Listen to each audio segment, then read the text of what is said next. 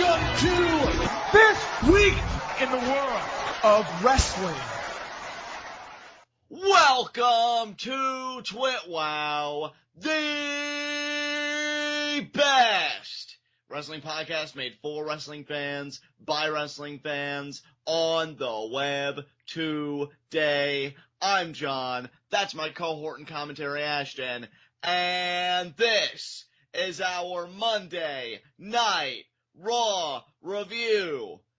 And I gotta say, it's weird to be up here, right, guys? Because I'm a bit conflicted. Because on the one hand, I had a lot of fun with Raw tonight. I don't want to come in making it seem like I have sour grapes, because I really don't, for the most part. I had a lot of fun. This was one of those Raws where I didn't even really register the 3 hours, so to speak. So it was a good time. However, there were some questionable booking decisions made all the more humorous by the fact that this Raw really seemed to be predicated on the idea of a new era. I think in some ways I can certainly believe it. In other ways, I think we have a ways to go. And that's not trying to be malicious, just calling it as I see it. But let's not just take my word for it. I'm going to field it over to Ashton, my cohort and commentary here. What'd you think of Raw tonight? You know, when we do these reviews, sometimes I feel like we're playing good cop, bad cop, where you're kind of the reasonable mind and you're just like, well, you know, that might have been decent or bad or whatever, but maybe we can find this silver lining in it. And like the whole goal of TWitWoW originally was to try and find silver linings in things that most people weren't really even looking for a silver lining in. But for me, it's usually just kind of me being down in the dumps and then you bringing me back. But tonight, I get to be the good cop because I actually really like this show. Yeah. I mean, again, it was a lot of fun. I just feel like there were some decisions that were made that were kind of head scratchers. Not even necessarily like, oh, I'm going to blow them out of the water for this. Right. But just left me, you know, a little bit perplexed. I mean, what do you think? Yeah, well, I mean, I have one. You want to get into our first segment? Let's do it. Heat of the night, as you were saying, good sir. I don't have any heat of the night, but I do have one nitpick. All right, let's have it out. Do you have anything? I had a nitpick too, but I want to hear yours first. Okay, we might even share this, honestly. My nitpick is actually really simple. It's a two-parter. First of all, too many distraction roll-up finishes. And second of all, regarding distraction roll-up finishes, I don't feel like they were necessarily in the right spots. I mean, I think we had a minimum of 2, maybe even 3 tonight. And even if you wanted to keep that number, there were places that you could have used them in that you didn't that would have been better than the places you did use them in. Right, I can see what you're saying. Yeah, I can pick up what you're laying down there. My nitpick, just to keep the conversation flowing, just how Raw really ended. You know, it wasn't a bad ending by any means. I even took some enjoyment in it, certainly. It was weird, though, for sure. But here's my thing, Ashton, right? And again, I'm not trying to be overly malicious. Again, just how I see it. We look at this Raw, and they keep saying, in fact, it even almost became commodity. You know the way they always go on and on about the WWE Network? That's kind of the way, or Divas Revolution. That's kind of the way I felt about this whole, it's a new era. Yeah. You know, like you heard it said so many times. And you really could have, and again, I think in a lot of ways you do have me believing it, certainly.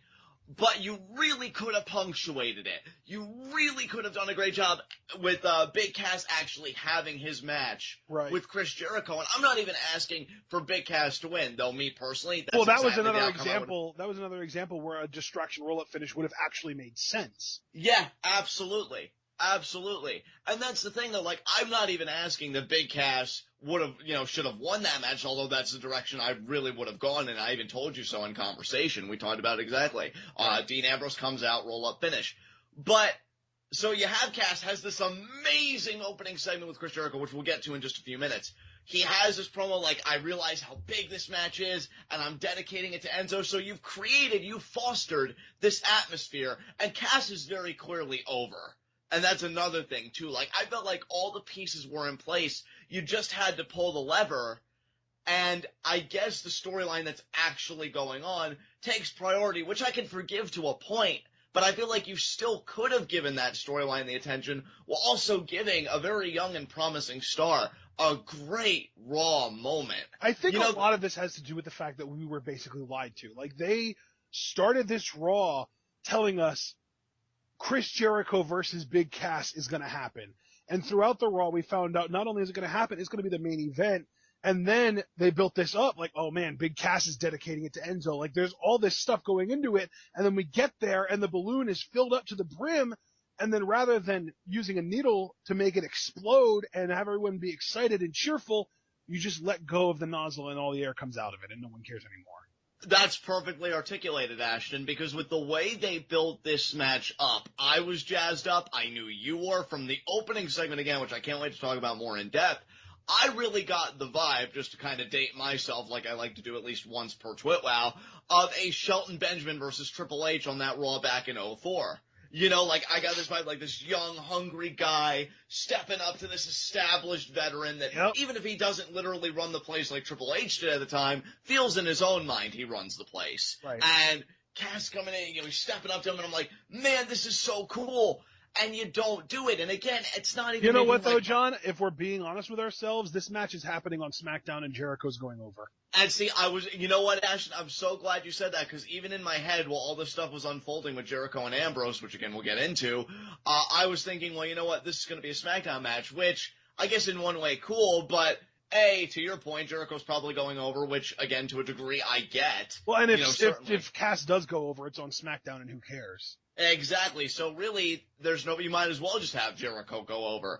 Yeah. It's just, I think you articulated it perfectly just a few moments ago. It felt like emotional manipulation rather than really trying something daring and new. Like just the image of Cass standing tall, or even, you know, Ambrose beating down Jericho after Cass got a win, just seems so much more satisfying to me even now than what we got. And what we got was, you know what, though, dude? I guess that the big problem that we both have with this whole thing is, if you tell somebody that a match is going to be your main event and they're staying tuned exclusively because they want to see that match, and then you don't give it to them, that gives them so much more reason to not even tune into your program the following week.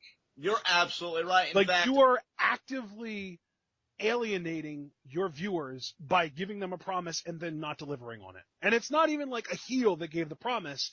It was the babyface authority figure now giving this promise and then being unable to deliver on it because of other circumstances. Like, this is a really good way to break the sort of contract that you have with your audience. You know what I mean? Yeah, and it's a shame, too, because, I mean, Cass had a very, like, small role in the proceedings in the main event. Yeah. And when he did, the crowd reacted very positively to him. Yeah. You know, and again, like, it just goes back. And I actually, you know what, I was even getting ready to say earlier, and I apologize for kind of jumping the gun, but I actually want to ask everybody, I know you usually handle the questions, and I still want you to ask one at the end of this review, but I'd like to ask everybody just at the outset, did you stay tuned into Raw, or how amped up were you for Big Cass versus Chris Jericho? You know, like, were you really anticipating it? Did you feel cheated? Because I did. I really did feel kind of emotionally manipulated. And I'm like, man, I was really hoping Cass would get that moment. So, yeah, that's my nitpick. I just really felt like they missed a grand opportunity here. And I don't know. It probably will be a SmackDown match. We'll wait and see. But with that said, is there anything else you want to air out in this segment? No, I only had the one nitpick. Obviously, you had the one sort of, was it a nitpick or a heat of the night, would you say? It was a nitpick. It was a nitpick because, what we got instead, like, it wasn't even horrible. I can't crap on it, but, you know. All right, well, then let's get into it. All right, let us get right into our Monday Night Raw review. And we start with a recap of the events of last week, you know, with Roman and AJ in particular, the big beatdown that Roman Reigns perpetrated on AJ Styles. Then when we get to the actual show, we open up with Chris Jericho. He comes out. It's an addition to the highlight reel, it seems like. And he wastes no time in running down Dean Ambrose and, more importantly, running down Mitch. Just kicking him while he's down. You know, we see the remnants of Mitch on a stool, I believe. So you got that imagery there. And Jericho, you know, he almost feels like he's rubbing the temples counterclockwise because he couldn't believe the outpouring of tweets that came in for Mitch. And, you know, he said, you know, Mitch and Dean Ambrose have a lot in common. You know, they're both, you know, entertaining to you people, but they're both going to end up well like that. And then, you know, he gestures to Mitch because he put Dean Ambrose in a hospital. Mitch is more or less dead, and it's all by Jericho's hand. And, you know, he said, you know, you guys think that's funny, referring to the tweets. Well, it's not funny what I did to Dean Ambrose. You know, again, just really running him down. He's in a hospital. He's not even here. And then this segment goes from, well, quality Jericho heel work must be a day that ends in Y, to, oh my god, what's happening here? This is amazing. Ashton, I'm going to give you this half. What happened next? Big Cass comes out, and he comes out to a huge pop, but we also have to remember he came out to Enzo's music, so it might have a lot to do with that. But when he does get down to the ring, he does a great job holding his own against Jericho on the mic. Yeah, I love it. Because Jericho basically just spent like probably 8, maybe 10 minutes just garnering that heat. Like he was on a full-blown diatribe. And when Cass comes out and he says basically that I have arrived and you're standing in my way and you need to get out or I'm going to run through you, like the crowd was super receptive to that. And Jericho responds by telling Cass to go find Enzo annoying in the hospital. I hear he's in the same ward as Dean. And then Cass steps up to Jericho and tells him, if you want, we can fight right now. He says, we don't run away from our problems in the new era, we fight. And Jericho starts to say his best in the world line, but Cass cuts him off.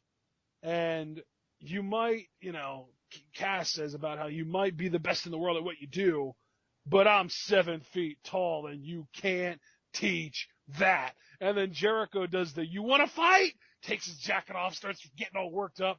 And then he just kind of slowly drapes the jacket over his shoulder and starts walking away. And then, of course, Cass, because he has the perfect ammunition for this, says, well, Jericho, you just proved that there's only one word to describe you, and I'm going to spell it out for you.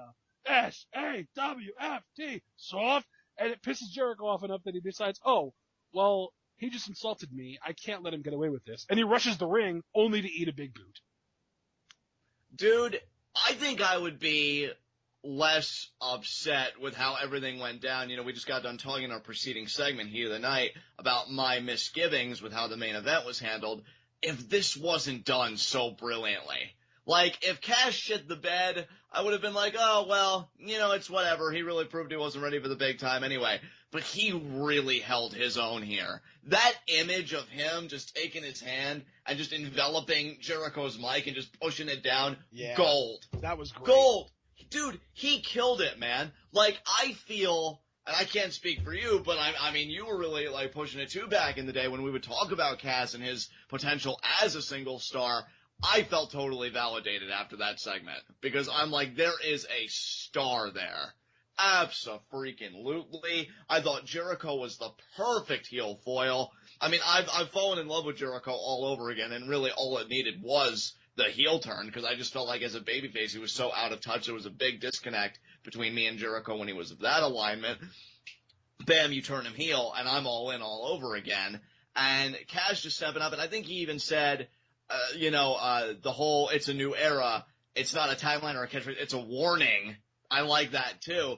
Pretty much saying, like you said, get out of our way. We're coming, we're here, and we fight. That's what we do. I love it. And see, that's another thing too, that now that we're really unpacking this segment, you have Cass where I know he really isn't explicitly, but he kind of took it upon himself in regards to tonight's Raw to be the poster boy for that new era. And then he gets done that way. Like, I'm sorry, like, when I see how good this segment was, I can't help but feel just a little frustrated. Like, man, you should have just given him the match. And he didn't even have to win. Just give him that match, because I really feel like the crowd would have been so behind Cass. And I could just picture just the crowd reaction. Yeah. But we have this segment at least, and he knocked it out of the park. And honestly, to me, like, I can't wait for Enzo to come back, obviously. I can't wait for Enzo and Cass to do their thing. But when I see a segment like this, it's going to make me feel a bit better if this tag team ever does get dissolved, which part of me even doubts, if I'm being honest. But if it ever does, I'm okay with it to a point, because if Cass can keep delivering segments like this, he is not just going to be just fine. I mean, his stock will soar. I think he's got that it factor to me. So we'll see what happens. But yeah, this was a very fun first segment. Very enthused by this. This is how you set the tone for a Raw. This is great. Yeah, and I mean, yeah, sure, it was like, it wasn't 20, it was like a 13 or 15, somewhere around there, minute talking segment, but I think that this kind of segment is the exception, because you're setting up, tension between a couple guys to have a match later on in the night, rather than just having the Authority come out to set up all the matches manually. Precisely. You're absolutely right. It's not, Shane or Stephanie, droning on and on about the card. And you know what, too? Another thing that I really appreciate about this that I don't think people are going to mention, it's not a main event program.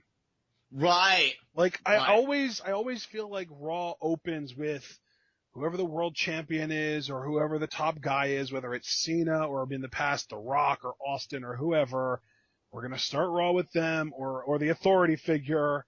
Like, it's so formulaic, but this was relatively fresh because you've got Jericho, who's in an upper mid-card feud with Ambrose, and Cass, who's a very fresh face to the main roster, really kind of setting up tension for a match and maybe a possible feud down the line. I don't know, but definitely a one-off match, if not a full-on feud. And I just really appreciate that they kind of gave these, like I said, upper mid-card to just new faces that don't really have a spot on any card yet, guys, a shot like this. That's an excellent observation. I mean, I agree wholeheartedly. And I think for me personally, just to kind of, again, accentuate your points that you were making, I just love that it was new. It was Cass's music that hits. And it just has a different energy about it. Because I agree with you completely. If it would have been Roman's music to hit, or the Authority, well, I shouldn't call them the Authority, Shane and Stephanie, or even AJ, for as much as I'm loving what AJ's doing, I would have been like, oh, okay, let's do it. Here, though, I'm excited. Because I'm like, man, what is this? And this is why I say, like, it sucks when anybody gets injured, and as we've all said a million times now, thank goodness Enzo is dealing with what he's dealing with when it could have been far worse. But these are the golden nuggets that you find in dark times like injuries when a guy like Cass is able to go out and take a spot like this. Like, it's just so refreshing to me, and I really loved it. In fact, the more we go on about it, this may really have been my segment of the night, and it was only the first segment of the show. It was a really good way to start the show off, for sure. Oh, my God, definitely. So, anything else you want to say about it? Yeah, I mean, no, I don't have anything else to say about it. I'm just, like, excited about it. Yeah, absolutely, man. Definitely. All right, up next, we had, I believe, a backstage segment. Yeah, the first half hour of the show is just Chris Jericho. No, but Jericho kind of steps to Stephanie McMahon in the back, and he's just like, the two of us together could fix this whole new era nonsense. And Stephanie's just like, yeah, you're right, we could. But the thing is, this chaotic environment that Shane McMahon has created, all these decisions Shane's making, I think he's making the right decisions. I think that this environment he's fostered is a good thing. And Jericho is visibly angry at this point. And Steph's just like, you're in the main event tonight, and I want you to know that your main event match tonight is against Big Cass, and you can prove that you aren't what Cass called you. How did it go? SAWFT soft? I love babyface Stephanie McMahon, dude. She's so much better as a face. Dude, I loved Stephanie when she was face GM of SmackDown back in the Ruthless Aggression era. Like, she really can be a great babyface, and it's been so long. It's amazing how extreme she can be. Because, like, when she's a heel, she gets, like, change the channel heat from me. But when she's a face, she's freaking awesome. Dude, I love it. In fact, it's been so long since she's kind of, dabbled in being a babyface that I even forgot that she was capable of it, to be honest. And yeah, this was great. Oh, and then the final thing, how she punctuated it. Oh, and Chris, don't ever drive a wedge between me and my brother. Ever again. And just like mocking his character. That was great. You know what though? The cool thing about this, even if you don't want to say, oh, Stephanie McMahon's a face now, at the very least you can say, well, she hates Chris Jericho because of everything he's said about her ever. I know, right? That's another thing I liked about this. It really played on the history of these two. You could feel that undercurrent of tension. Yeah. And yeah, I've got a lot more to say about like, Shane, Stephanie, and all that. And I'm sure that may be an interesting discussion we have here tonight, but we'll save that for later because there was a little something that happened towards the tail end of the show. But for now, yeah, Jericho's miffed and we all love it. So there you go. Yeah. All right. Oh, this was so good. But up next, we had our first match of the night, Dolph Ziggler versus Baron Corbin. Ziggler shows a lot of heart in this match, but Corbin gets the win with the end of days. And the one thing I will say before we even discuss the match itself, JBL is a Baron Corbin fan, and that is so good for the product. Yeah, definitely. I mean, that's the thing. JBL is supposed to be the heel commentator at the table. And I think, yeah, you should throw your weight behind Baron Corbin.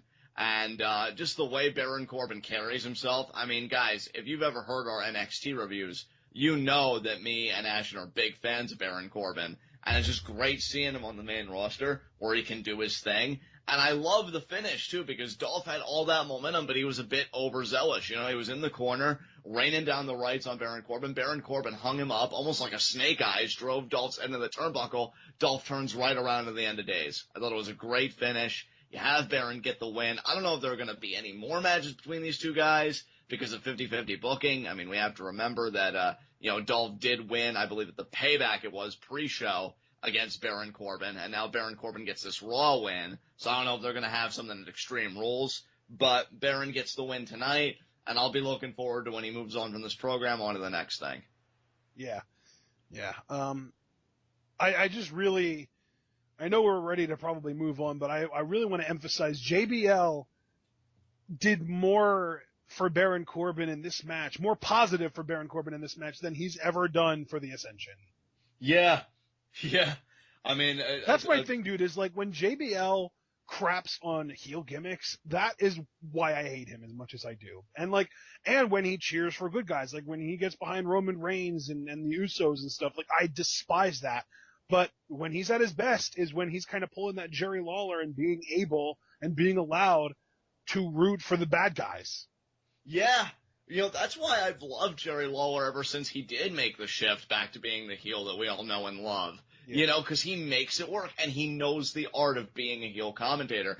JBL used to. See, that's the thing. It's not even a matter of, he'll learn it. No, he used to know it. And it's great in moments like this where he gets back to that. Because I've said in the past, on past TWitWows, how important the commentator is to the general viewing audience. Because if you're hearing a guy going on about, how this person sucks compared to this person or this and that influences perception. You can't isolate that from the perception that people have. It's gonna clash. It's gonna collide. And that's the thing. JBL just needs to keep supporting the heel. So I was very happy to see him support Baron Corbin here tonight. Good stuff. Yeah. Up next, we had a backstage segment, though. Charlotte and Ric Flair trying to get Shane McMahon to revoke Stephanie's decision to ban Ric Flair from ringside at Extreme Rules. And Shane not only supports Stephanie's decision, but he doubled down on it. He said, well, yeah, not only is Ric Flair banned from ringside at Extreme Rules, he's also banned from ringside tonight in your match against, well, he didn't actually say it in the segment, but it ended up being Paige. Right.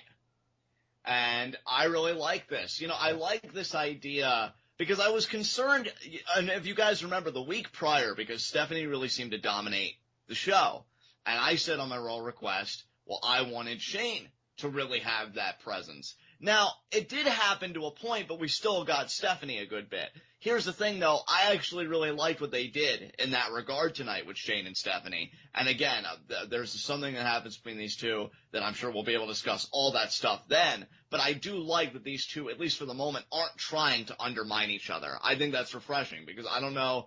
I mean, I can't speak for anybody, but for me personally, I felt like that was going to happen, at the word go. And to see them actually coexist right now, it's nice, actually, and it makes for entertaining possibilities here. So, thumbs up to that. Yeah. I'm enjoying Shane and Stephanie right now, but I'm definitely apprehensive, especially with the segment that we got at the end of the night about how long it's going to last. Exactly, and I'm right there with you, but we'll get to that when we get to it, because, it's going to be interesting. Yeah, up next, we had our second match of the night, and this was really random, but admittedly not bad. Goldongo, or it wasn't even Goldongo versus Gorgeous Truth. It was just Goldust versus R-Truth, I think, right? No, it was R-Truth versus Fandango. Fandango versus R-Truth, that's right, because Goldust and Tyler Breeze were on the other side. I gotta say, this is something I never really say anything close to when it comes to the WWE, but commentary made this match for me. Yeah, I mean, that is a rare sentiment, isn't it? Yeah, commentary made they were obviously being very sarcastic and smarmy, but they made this match seem like such a big deal. They compared it to Captain America Civil War. They said, this is like, Iron Man versus Captain America. This is huge. And yeah, I just thought that was really funny, and they kind of poked fun at themselves in that sense.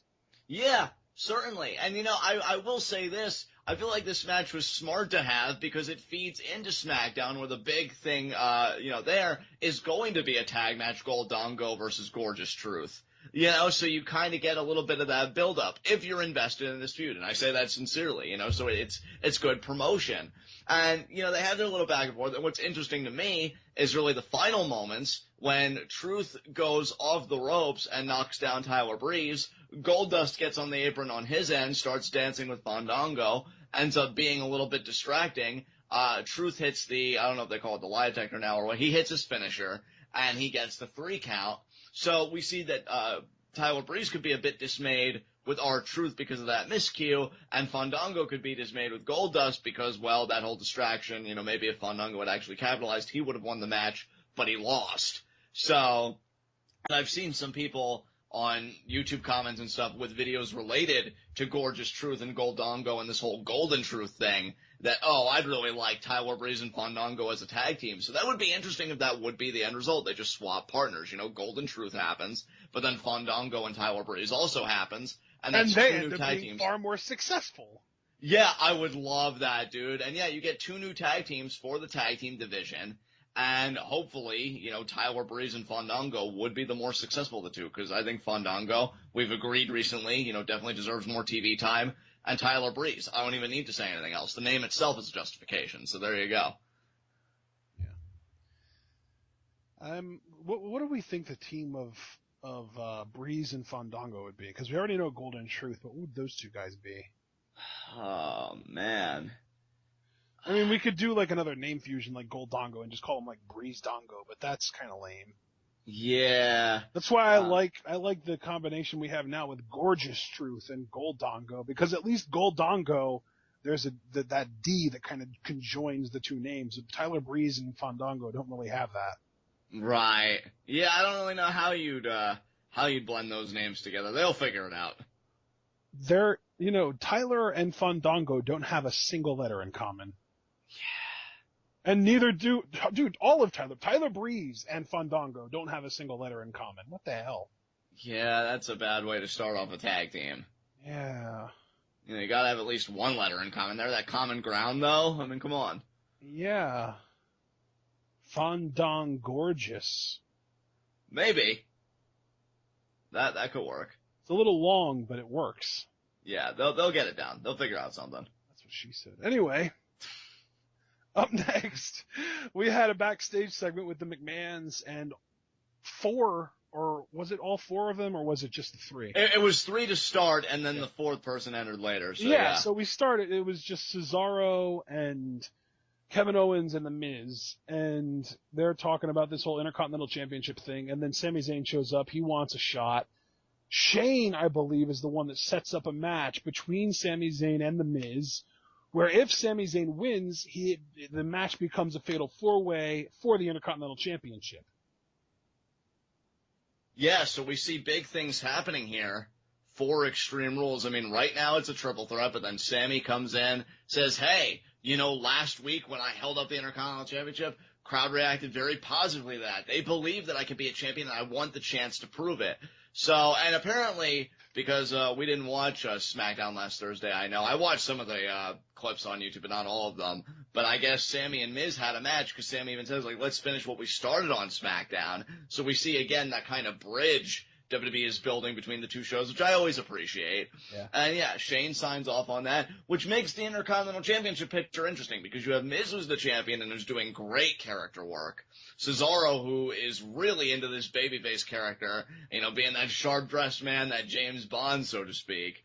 Kevin Owens, I mean, I could sing that man's praises all day, but we don't have that kind of time. So yeah, the Intercontinental Championship picture is pretty freaking legit right now. It definitely is, yeah. That said, though, I love that Sami Zayn has muscled his way into another title picture without earning it.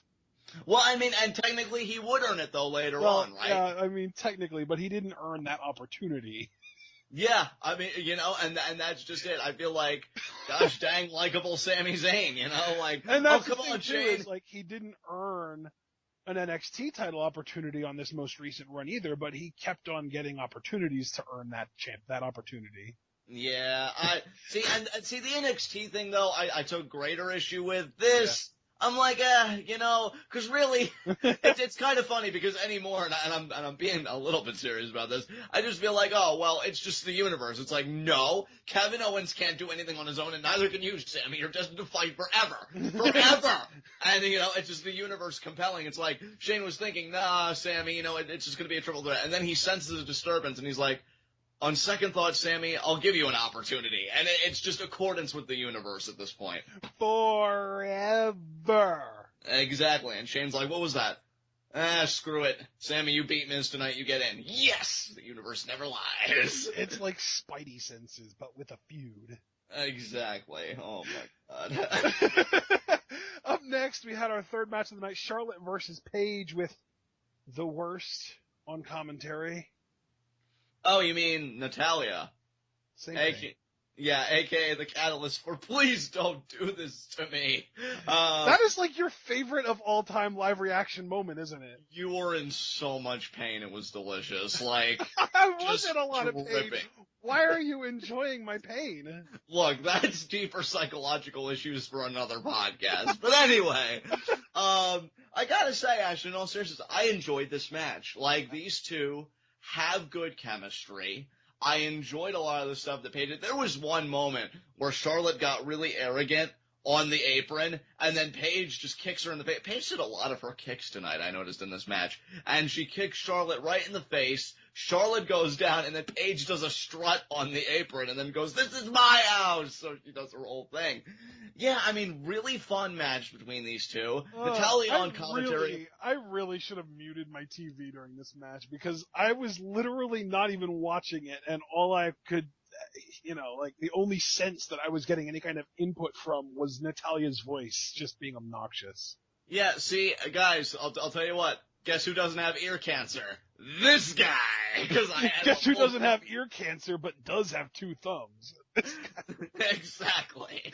Yeah, no, but seriously, like, she might be the worst trash talker on the planet. Like, it's honestly, like, it reminds me of, like, one of those montages in movies where, like, a bunch of cool guys or a bunch of, like, mobsters or, like, prison inmates, or something like that are trying to teach the new guy on the block who's, like, an accountant how to be tough and cool. Like, yeah, I don't know how to describe it. That's what it reminds me of. That Natalya trying to trash talk is what reminds me of that. Cause she's like, one of the commentators brought up Ric Flair. She's like, what do you think of Ric Flair? And she's just like, well, I'll tell you right now, his cologne smells horrible. Exactly. And he doesn't smell too good himself as well. I love how you say it all formal and dignified. That's how she said it, dude! I wish I was making this up, but she's that bad. I'd rather find Ric Flair to be improper, quite frankly. That's basically, exactly, yes, that's what she was doing. It was the worst, like her. Yeah, I mean, that ear cancer really sucks for you, bud. I mean, I wish I could join you, but I don't. I don't know why You're really I lied. bad at feigning sympathy.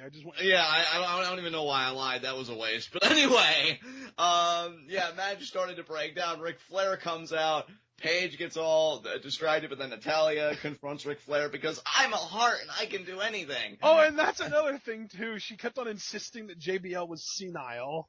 Oh my god, what? Yeah, like JBL said something about how he heard Natalya scream that she quit during the match. And she's just like, well, did you know, JBL, that I think you're a little bit senile as well? Like, what?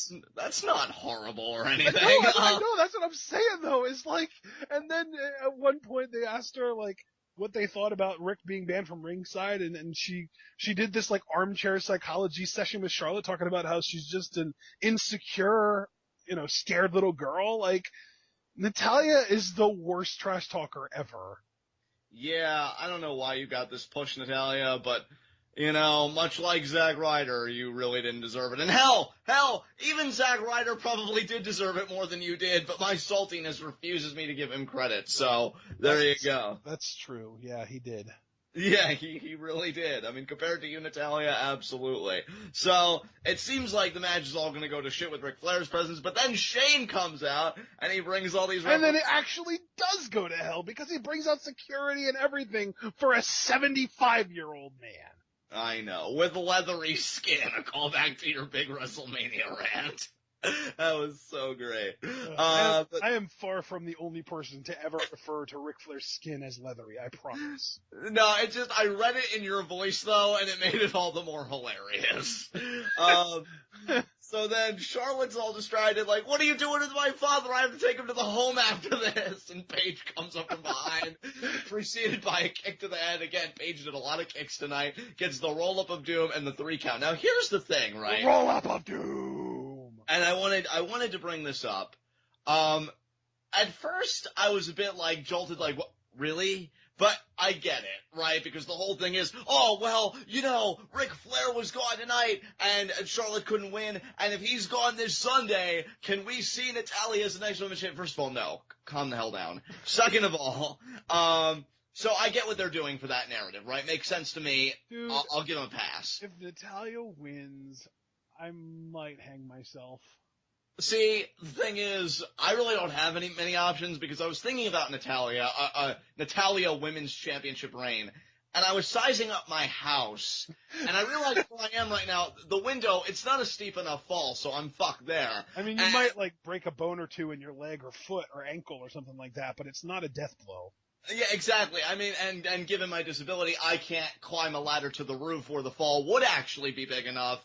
So I'm just going to have to rummage through our cleaning supplies, and hopefully there's a bottle of bleach that I can drink. But, you know, that's an emergency precaution. Yeah, and I have a problem with my method, too. I said I was going to hang myself, but I'm 6'6", and my feet would touch the ground, so we're both screwed. Exactly.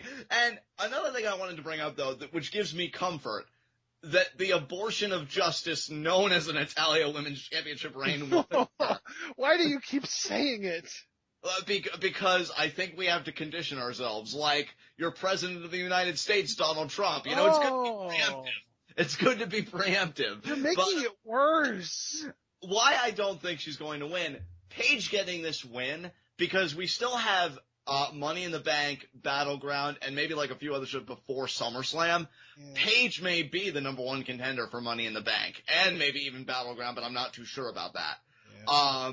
So I could see her challenging Charlotte. I don't know if we'll have a women's Money in the Bank match. I mean, we'll talk about that when it gets more relevant. There are enough talented women on the main roster right now that they could totally get away with doing that.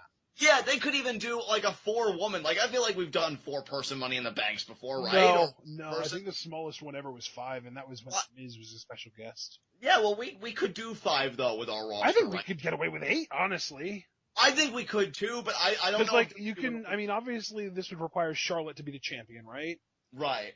Well, then you do Sasha, Becky, Natalya, Paige, and then for the heel side, you can do. Let's see. Emma. Yeah, Emma. Summer. You could probably get Fox in there.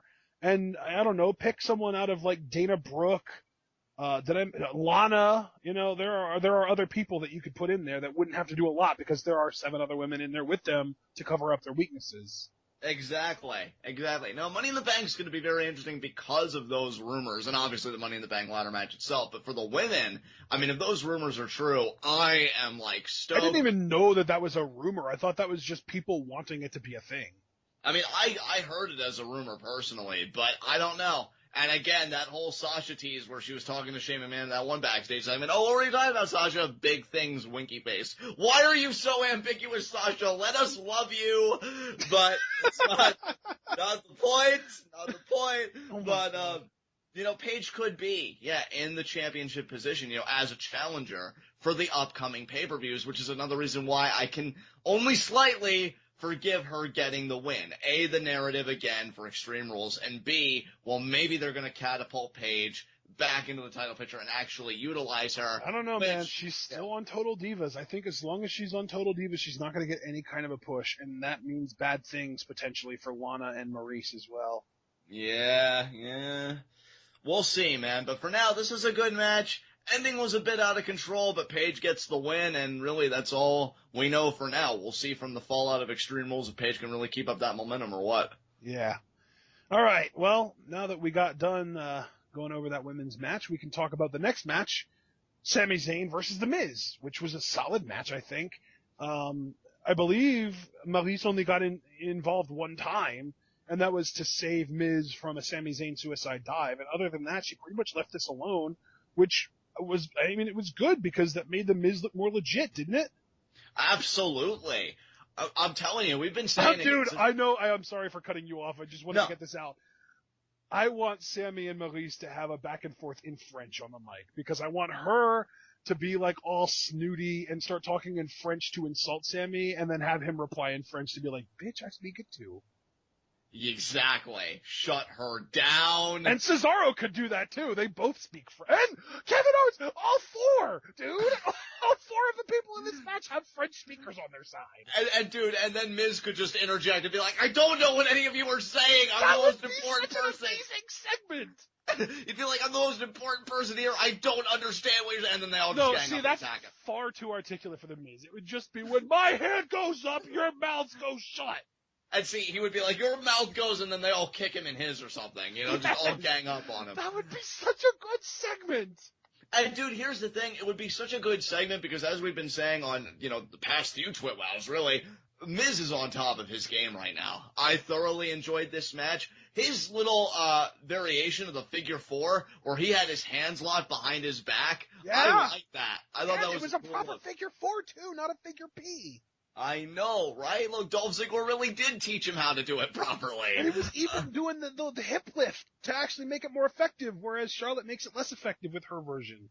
Exactly. So, yeah, Miz showing up, man, putting in the work, and Sami Zayn gets the win. Exploder in the corner, haluva kick, gets the win. So, I'm telling you, and again, like, I'm in a good mood. I'm not really in the mood to, you know, dump on Sami Zayn. If they want to give him the title at Extreme Rules, I'd be cool with that. I really would be. I think the image of him holding the Intercontinental, the pop he got, you really can make it just a purebred, insanely over babyface. And I think you can only really maintain that momentum when you give people a reason to really give a shit. Now, you could withhold it from him and maybe he'd win it later, but I think the iron's hot now. I personally would strike. If I'm talking about what I would want to see happen, I would have Sammy go over at Extreme Rules, but that remains to be seen.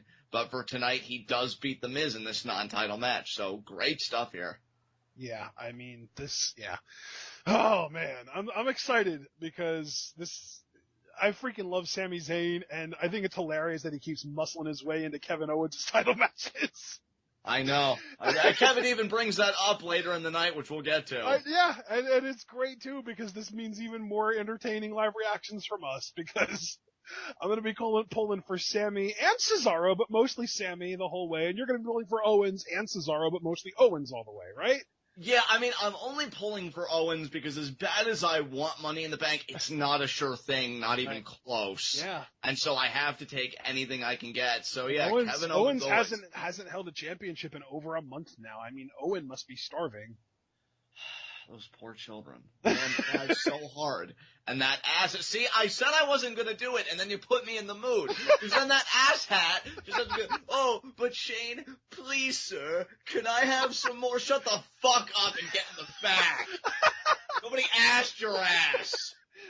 Jesus. I hate him so much. I can't even hold it. Like, I try and be nice, and I try and be, and I do think he'd make a great babyface champion, but I hate him so much. I hate his face. And then, I'm gonna ska my way to the ring. Is everybody having a good time? No, Sammy. In fact, I'm not having a good time. In fact, skank, by the way. You know what? He is a skank. You're absolutely right, Ashton. Thank you. Finally, we're on the same page, for once. I don't know. And I think it's made even worse because there was something that was supposed to happen in the Kevin Owens Zack Ryder matchup that didn't. And I guess I'm feeling a bit salty about that. We'll get to that later. But, yeah, just horribleness all around. Sami Zayn, you're the worst. Oh, he's the best, isn't he? Shut the hell up. Let's move on. Deal with this shit. Oh, he's the best. He's the Intercontinental Champion. Yeah, not if Kevin Owens has anything to say about it. No, he actually is the best, though, John. No. You really need to realize this. I didn't realize that the best is flat on their back for 3 seconds like Sami Zayn was at Payback against Kevin Owens. Did you not watch that match? Here's the thing, though. It seems to me The Miz is the Intercontinental Champion who Sami Zayn pinned tonight. Kevin Owens would have pinned him if given the opportunity. You can't prove that, but I can prove that Sami Zayn pinned him tonight. You know what? Fine. I'll give you this one. Just this one. Because, really... Hey, man, it's like I said at Payback.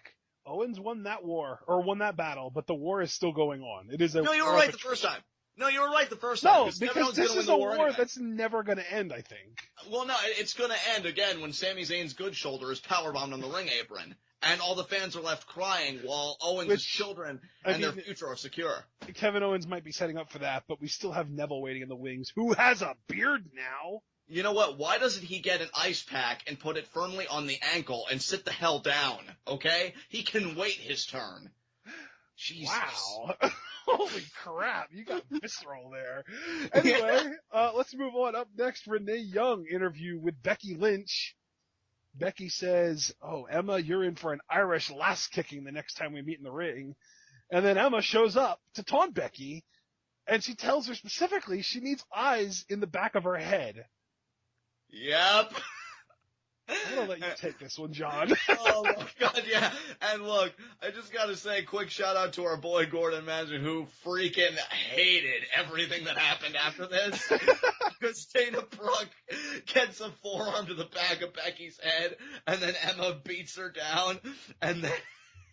Oh my god, you're actually dying. And then Dana grabs Becky by the head, just cradling her, and she's like, "Yeah, Becky, I remember Dana from NXT." Well, this is Emma saying this to Becky, and he's like, "Yeah, she's here now." And then Dana's like, "Yeah, Becky, E and D," I guess meaning, Emma and Dana, "are back, and playtime is over." It's on the main roster, people. It's a thing. She got called up before Bayley. She got called up before. Oh my god, when you put it that way. Holy fuck, I think you just killed 5 people at once with that comment. Oh, cool, Dana Brooke on Raw before Bayley. Before Bayley, before Alexa, before Carmella. And then the words... Asuka. And then the words kind of trail off. They look at the sunset and they're just thinking to themselves, "Why am I alive? Why is this a thing?" A really attractive ball of gas. I think I might like to get a little closer. Hey, how much is that exhaust going in the car? I want to breathe some in. But, yeah, I mean, dude, and see, here's the thing though. I'm gonna ground myself now because we got our laughs out.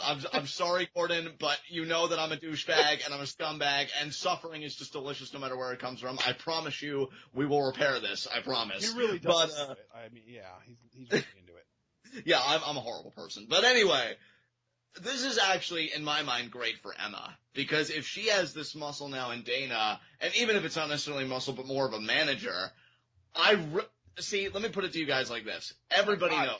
That sounded like you were about to give Zack Ryder credit, and you just couldn't muster the words. Well, you're absolutely right. I would never muster the words. I'd rather kill myself. But if it came to that. But, no, you guys know, and Ashton, you especially know, how big of a fan I am of Emma. And when I see, everything that's happening for her on the main roster, I want so badly to believe there's gas in the tank. And I was this close to being convinced tonight, now that Dana's kind of, running along with Emma, and their back is like a package thing, but I still feel like she's gonna get dicked over in the end, right at the finish line. Cause I wanna believe she could be that top heel, and, really in that championship mix, but I don't know how serious they are about Emma. I mean, for all we know, Dana could overtake her and they could be more interested in Dana Brooke, which, if that ever happens, I refer you back to the original point, I will jump out this window. I mean, yeah, broken ankle or what, I mean, anything is better than that crap. But I'm just really hoping that they really push Emma here, not even necessarily to be champion, because I get that there are priorities, but to really make her one of those top heels in the division, and I think this was a step in the right direction. Yeah, I mean, I'm not a big fan of Dana Brooke, but if they're bringing her up pretty much exclusively, and she's another person that we could put in that women's Money in the Bank match too. But what I was about to say, which kind of contradicts that a little bit, is if she just got called up to be a manager for Emma, I love that, because there aren't enough female teams that aren't shoehorned together right now. Exactly. I completely agree. And here's the thing, dude.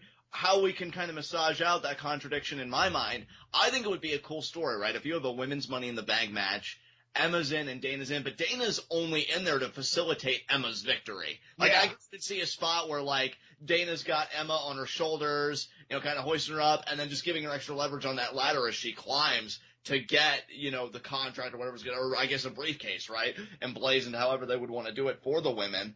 And, you do that. And then, Dana just being the muscle in the match for Emma. I think that would be a great story to tell. And that's the thing, like, I don't know what these two are going to do together on the main roster, because I almost feel like their story, not necessarily incomplete, but I always felt like those two were going to break down on NXT. Yeah. And maybe now they'll break down on the main roster, which I'll say this, and I can't believe I'm saying this, there is a part of me, and I don't want it to be intensely scrutinized, but there is a part of me that believes Dana could succeed as a babyface. Yeah. I mean, not right now, but in the long run, I could definitely see that. I think there's something about her, and her promos, like, already when she was in NXT, and that's part of a problem that we had with her, were kind of babyface-esque, because she was like, oh, I work so hard and I do this, and it's like, we get it. If she gets to a point where she doesn't suck in the ring, she could probably have a decent babyface run. I believe so, because especially, being a powerhouse and stuff, I think the crowd could find a connection with that. If it worked for Nikki Bella, I think that Dana Brooke is in much more of a sort of a position to utilize that move set. Exactly. Completely agree with you. So this was, you know what, I'll say not only was it a good segment, because I did enjoy it anytime Emma gets to be on TV, and Becky, we can't forget about our little last kicker. It's always fun. Dana's debut was, I guess, partially expected because the rumors were floating around, but I like the way they facilitated it. They didn't make a big production out of it, just, a nice little thing. And, yeah, this is interesting for the possibilities it's opened up. So I definitely give my stamp of approval on this.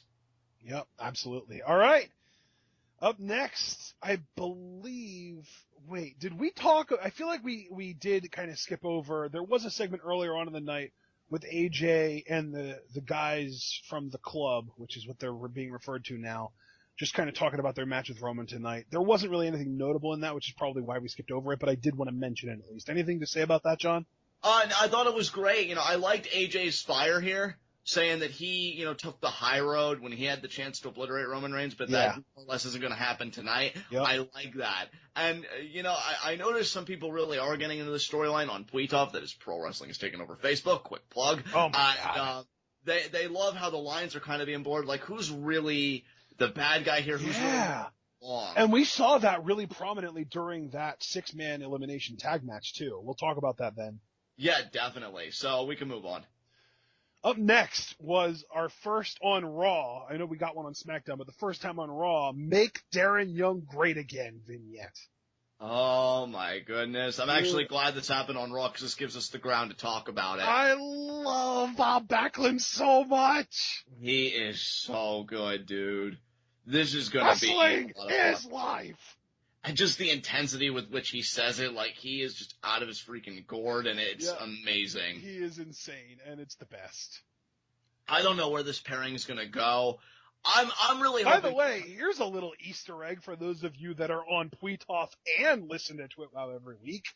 All those Bob Backlund jokes that I posted on TWitWoW last week were ripped from Podswoggle. Watch Podswoggle, listen to Podswoggle. It's an amazing podcast. And they did an entire episode dedicated to Bob Backlund jokes. That's amazing. The first of which was, Bob Backlund's middle name is Sandra Bullock.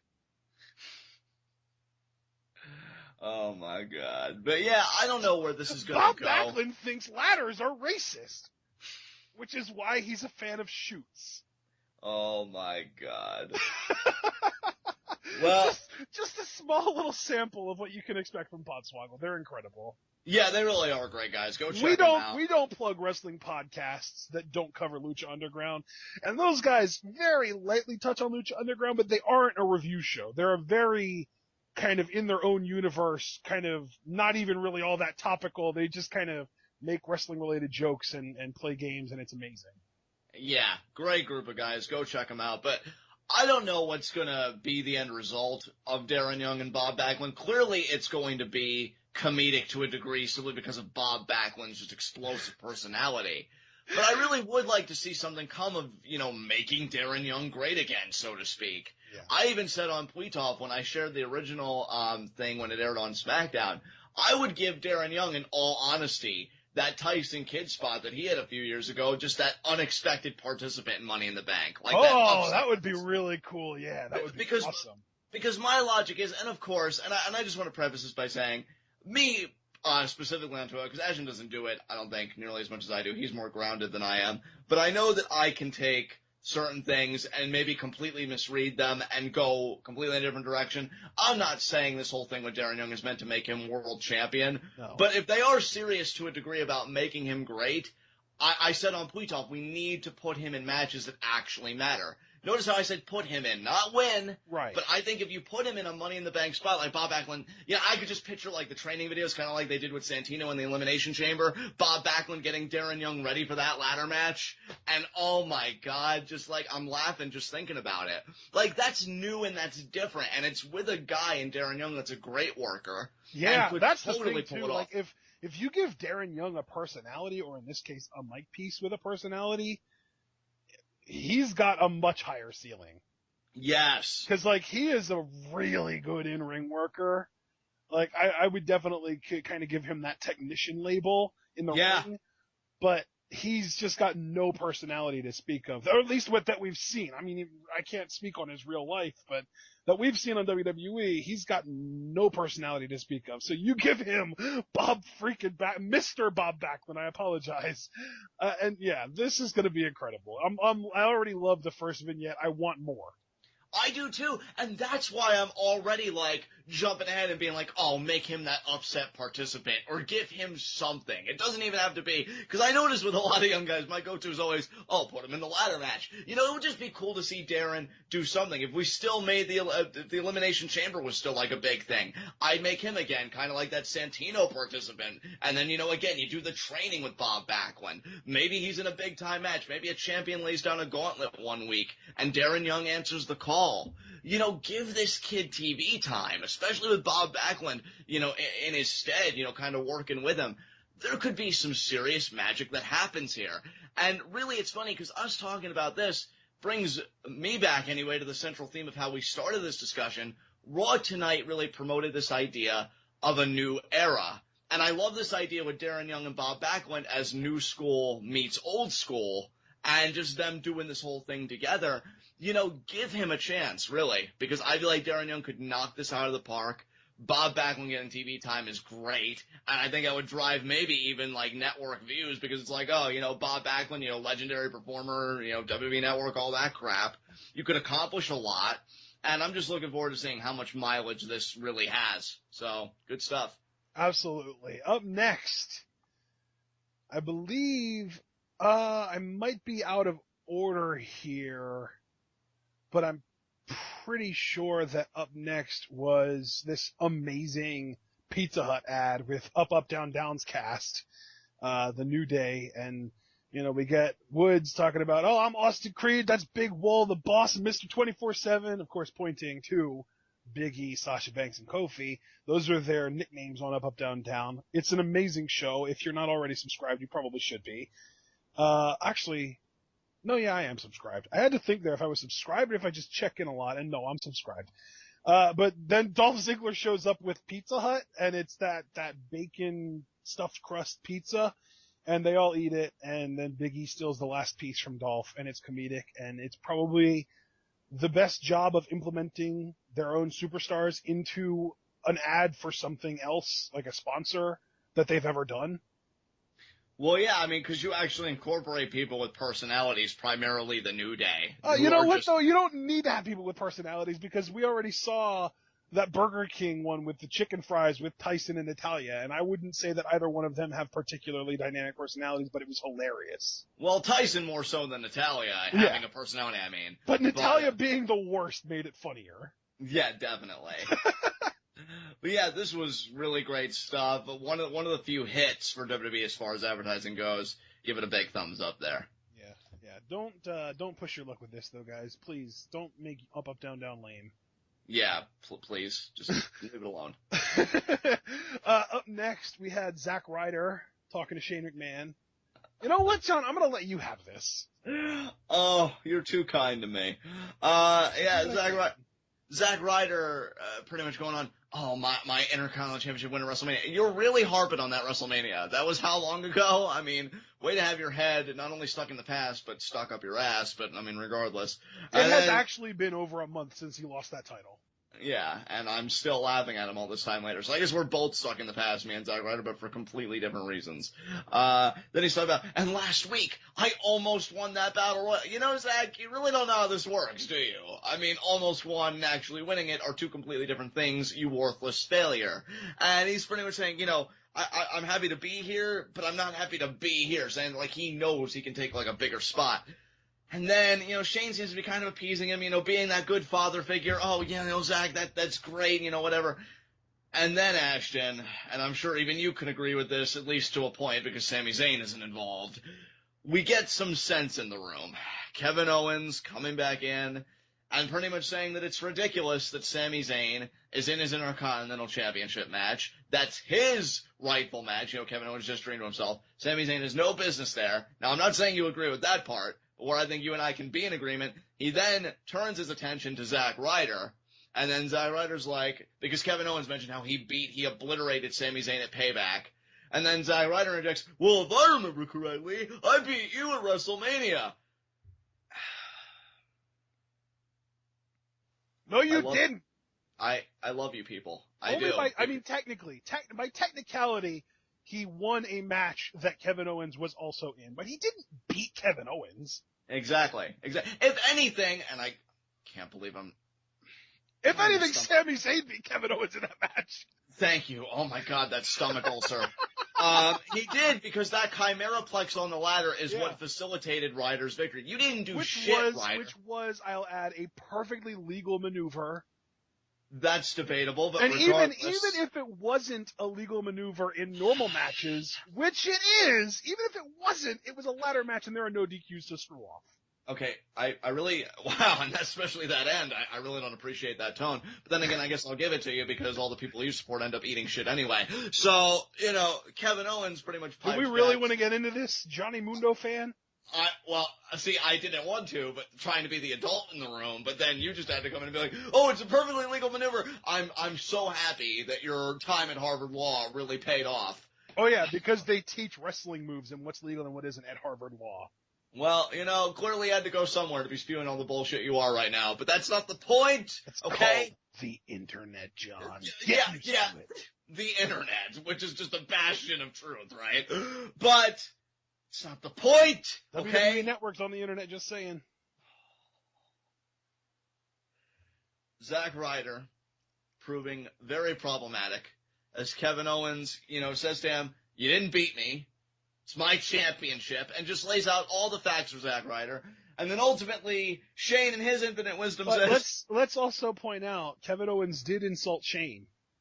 Yeah, because he had a right to. There's some political undertones going on here with Kevin Owens complaining about handouts. What's that supposed to mean? I kind of feel like Kevin Owens is probably a Hillary supporter. Maybe even a Trump supporter. We really doing this? We're really doing this. I mean, he's clearly not a fan of Bernie if he doesn't like free handouts. Look, Kevin Owens is merely stating his case that he was the former Intercontinental Champion. Where the fuck is his one-on-one rematch? He already lost his one-on-one rematch. No, he did because he never had it. He never had his one-on-one rematch. Tell me where that one-on-one rematch was for the Intercontinental Championship. I could have sworn he had a one-on-one rematch against Miz. He didn't.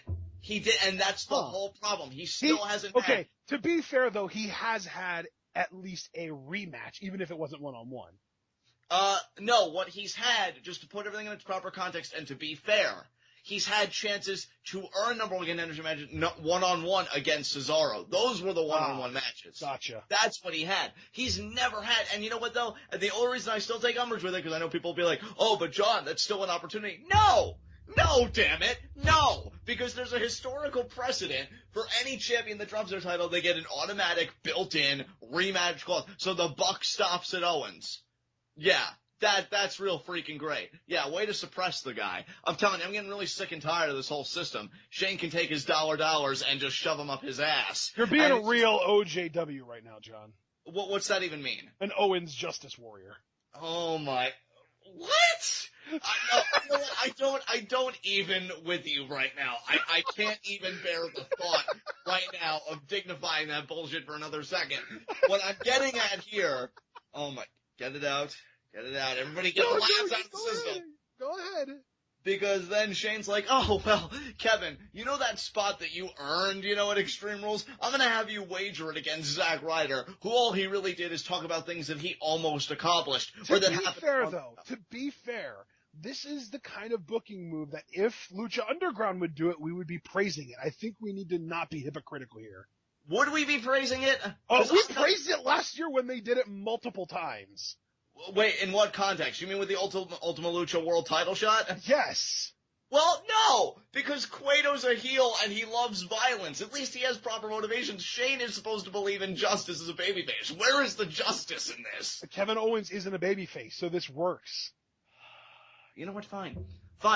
I'll give it to you. It doesn't even matter. Why are you still salty about this when Owens won the match later anyway? Because I hate failures getting in the business of winners. He had no business here, damn it. No business. Man. No business. Let's move on. Please, let's.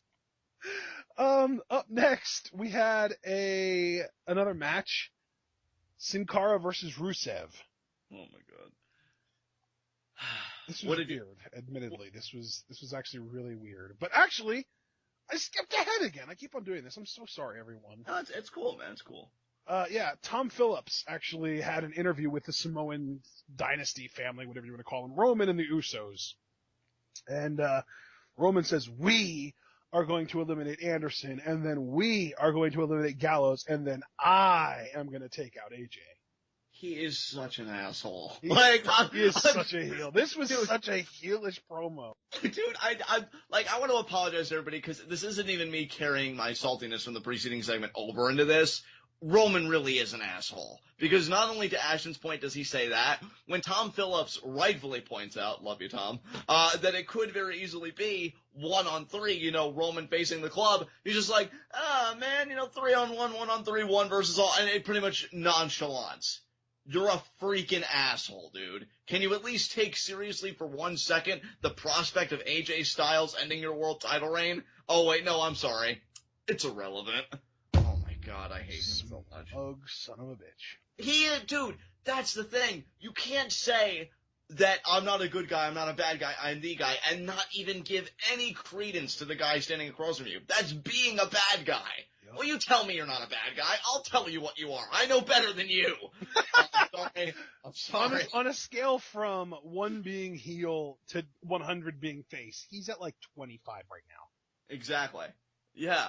It's really ridiculous to me. And you can't even show, and it's not just about AJ. I mean, commentary's done a great job of saying their friendship, him, Anderson, and Gallows in Japan and what they did together. And Roman's just facing all that like, it's whatever, my hair looks good. It's just like, what? Yeah. Oh my god. And the thing is, I want to like Roman so badly, and we know what he can do. I don't know if I watched it 20 times when it was shared on Pletov, but the whole clock promo that I know you've referenced a few times. Yes! What do you mean, finally? Finally. Can't you read clocks? Roman Reigns time. Like, that is so good. And did I inconvenience you? Exactly, dude, like. Are we doing this on your time? Look at my clock. What does that say? What, you can't read watches? I'll tell you what time it is. It's Roman Reigns time. Exactly, and I got a hint of that Roman Reigns again in this promo, and I want to love it. I do, but I can't because that's not what WWE is selling me. So I have to. Are you sure though? I feel like the match was a little bit of a step back, but at this point I was just like, oh Roman, you're such a heel. He is! And there's nothing, and let me just clarify too for WWE in case they don't know, there's nothing wrong with that. The entire problem, the issue at hand is stemming from the idea that the WWE wants Roman to be the guy that does the Make-A-Wishes that they can plug for that. That's the whole thing. I know. And it's just... And that's why they're using this whole logic, like, oh, it's fun to boo Roman Reigns, Mogul. That's why everyone does it, because they just love doing it. They're having so much fun out here, Mogul. It's because, like, they're trying to use that as an excuse to be like, well, yeah, it's fun to boo Roman Reigns, but when it comes to the kids, he's still a good guy.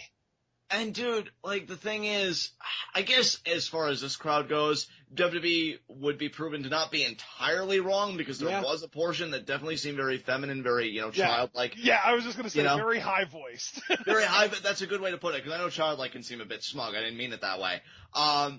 But the thing is, dude, like, Big Cass in one segment, that opening segment he had, showed more potential to be the guy that WWE is looking for those Make-A-Wishes than Roman has. Big Cass could be the Diesel to Roman Reigns' Lex Luger. Exactly.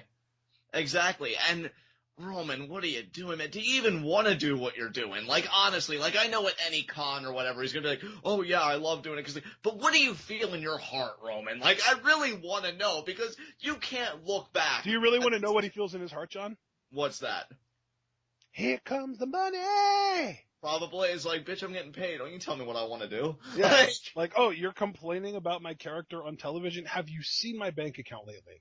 See, that's the problem when you're poor like me. People, your priorities aren't straight. Because Roman's like, hey, how you doing, kid? I'm doing fine. What do you got? It's a podcast. Oh, yeah, really? I got a house on top of a house on top of a house, and then I haven't even thought about my swimming pool yet. Oh, my God. Yeah, there's a waterfall in it, but mine's better than Cena's. Yeah, exactly in that tone. I don't know how you did it, but you captured the smug tone. It's like, yeah, that waterfall, better than Cena. And I love, too, that there's, like, this underlying competition amongst top guys to see who has the best waterfall swimming pool. I feel like you guys in your waterfall swimming pools are heavily compensating. Heavily. But, yeah, it was what it was with Roman. You think we're compensating? Yeah. It's irrelevant. God damn it, I want that. God damn it. And that's enough. Hey, can I mention something else too? I'm sorry, I don't want to stall like our time on this. That's the thing too, is like that whole lax attitude of it's irrelevant. That's how he was talking about AJ. It's so, dude. Roman, what are your thoughts on the possibility that AJ might decide to attack you with the chair tonight? It's irrelevant. Yeah. Give him some. And you know what? No wonder. And I didn't even bring it up as a nitpick there, because I thought about what you said in response. And you were right. And I gave that ground to you. But I'm glad to see that maybe you and I can be on the same page. Like, at least treat AJ like something. For fuck's sake. Like, it's your WWE championship. That's Cena Logic 101, brother. Oh my fucking God. Nobody means anything until they beat you. Oh my God.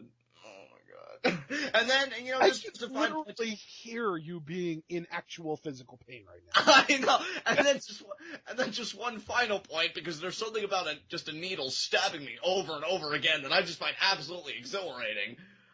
The Usos. Or irrelevant. Well, yes, you're absolutely right. Almost as irrelevant as our opinion, according to Roman Reigns. And almost as irrelevant as AJ Styles is apparently to Roman Reigns' world title reign. Yeah. But between them, like, attacking with the chairs and, like, doing the jump on AJ, and them just being totally cool, lapping up that Roman Reigns milk of, oh, it's okay if these two lose, they're just the backups, I'm the real thing. Maybe they should be heel too, because I've been bored of the Usos. I love that too, because, like, they've really built this up as, like, the Usos are Roman Reigns' boys. Like, Dalton Castle style boys. And the Bullet Club, or the club, I'm sorry, are AJ Styles boys. Like, they don't have any actual aspirations of their own. They just want their guy to win the title. Exactly. Commentary even said that at one point. I know, that's why I'm bringing it up. Yeah, like, oh my God, dude, this whole Each thing. side wants their man to be the world champion. It's, like, I really am enjoying this story, but Roman. I don't know. Roman. Some moments. That too. Oh my God, how they harp on that. I don't give a shit. Oh, just wait till Nia Jax come up and we get even more nepotism. Oh my God. I feel like the only reason we've avoided it with Tamina is because apparently Jimmy Snuka means literally nothing to the WWE. How you doing, Sim? Yeah, exactly. Remember Sim Snuka? Yeah, Domino. I think he was Deuce. It doesn't matter, he's jobless. It makes more sense that he's Deuce, though. Yeah. Especially because then Cliff Compton is Domino, and that just works. Right. Alright, what came after this, brother? Our fifth match of the night, which we were getting ready to talk about before I realized that I skipped over the Samoan family promo, which I'm glad I remembered not to skip over because we had an amazing discussion about it. But moving on, Sin Cara versus Rusev. Yes, this. What did you feel about this, dude? I'll let you talk first. I thought this was a solid match. I like that Sin Cara put up more of a fight than we were expecting. The finish was really weird and screwy and heelish for Sin Cara and Kalisto, but I think Rusev's little temper tantrum afterwards helped to get him some heat back. Here's the thing. You're not wrong, right? I can certainly see where you're coming from. I think where I found this problematic was they even showed on SmackDown like last Thursday, going into this Raw, Kalisto sending a little message to Rusev, does a little corkscrew crossbody, takes Rusev off his feet, really flusters him, gets him angry. So I would have had Rusev retort by just utterly annihilating Sin Cara. Well, that didn't happen. Fine. But Sin Cara getting the win, especially the way that he did get the win, I even asked you in conversation, so Kalisto's the heel here, right? Because really now what we're looking at is, at the WrestleMania pre-show, beats Ryback with an exposed turnbuckle. Granted, He beat him on the Payback pre-show clean. I'll give him that. But then tonight... But it was also Ryback who was in hot water at that point. Exactly. And then tonight, you have Kalisto not only get on an apron to just merely distract Rusev for Sin Cara to get a roll-up, he actively kicks him in the head to facilitate it. Now, for what it's worth, I didn't see it as Kalisto doing any kind of distracting. I saw it as Kalisto trying to encourage Sin Cara, get up, maybe getting a little overzealous because he got up on the apron, but then Lana was the one doing the distracting, and Rusev was the aggressor. He went after Kalisto. Kalisto just did his little duck Gamangiri combo onto Rusev to defend himself. Yeah, you're right. I just think what bothers me about this is that Rusev lost to not even the champion. Well, and it's not even, like, you're not wrong, but that's not even my primary gripe. I think what my gripe is, and I'm hoping WWE doesn't, like, actively make this a thing, and if they do, they better hope they can pull it off. What was so great about Eddie when he cheated, his cheating was always infused with his personality. Great charm to his cheating. If they're going to start making Kalisto do those little things, because we know that Eddie Guerrero is an inspiration to him, and Rey Mysterio and John Cena, you better make sure that he can pull it off. And I don't believe it. I feel like Kalisto would be better just following that Rey Mysterio route. But if they want to make him a bit different, he's got to have the promo chops and that in-ring charisma. Does he have it? I mean, I haven't seen it so far. I'm not going to actively say no, but I really haven't seen anything to the contrary. So it just concerns me that is WWE really going to try and do this with Kalisto, or is it just like you said, him merely defending himself? An opportunity opened up for Sin Cara, and it was what it was, because I don't know. So. Yeah. This was, like I said, I think the decision was questionable to have Rusev take a loss to Sin Cara. Right. But at the same time, I think the way that they did it was handled a little bit better than we initially thought. Right. But Rusev didn't get to Machka tonight. No, he did not. That's a shame. Anyway, up next was another vignette for Prepico. It was the same as last week, only this time we saw that they were coming next week. Yes, we got your thing. We got a date. I was so happy when you told me that it said next week because I wasn't looking when it came up, but you told me and I was just ecstatic. Yeah, we're finally going to get these guys next week. I'm very curious. Yeah, I'm very curious to see what they're going to do. Maybe they'll beat two representatives from the Social Outcasts probably, just to kind of reorient themselves, on the main roster. I can't wait for it. Prepico is an amazing team, and I think we're all in for something special. I'm curious what their entrance and their getup's going to be, too, because they're calling themselves like the Shining Stars of Puerto Rico. So. That's actually awesome.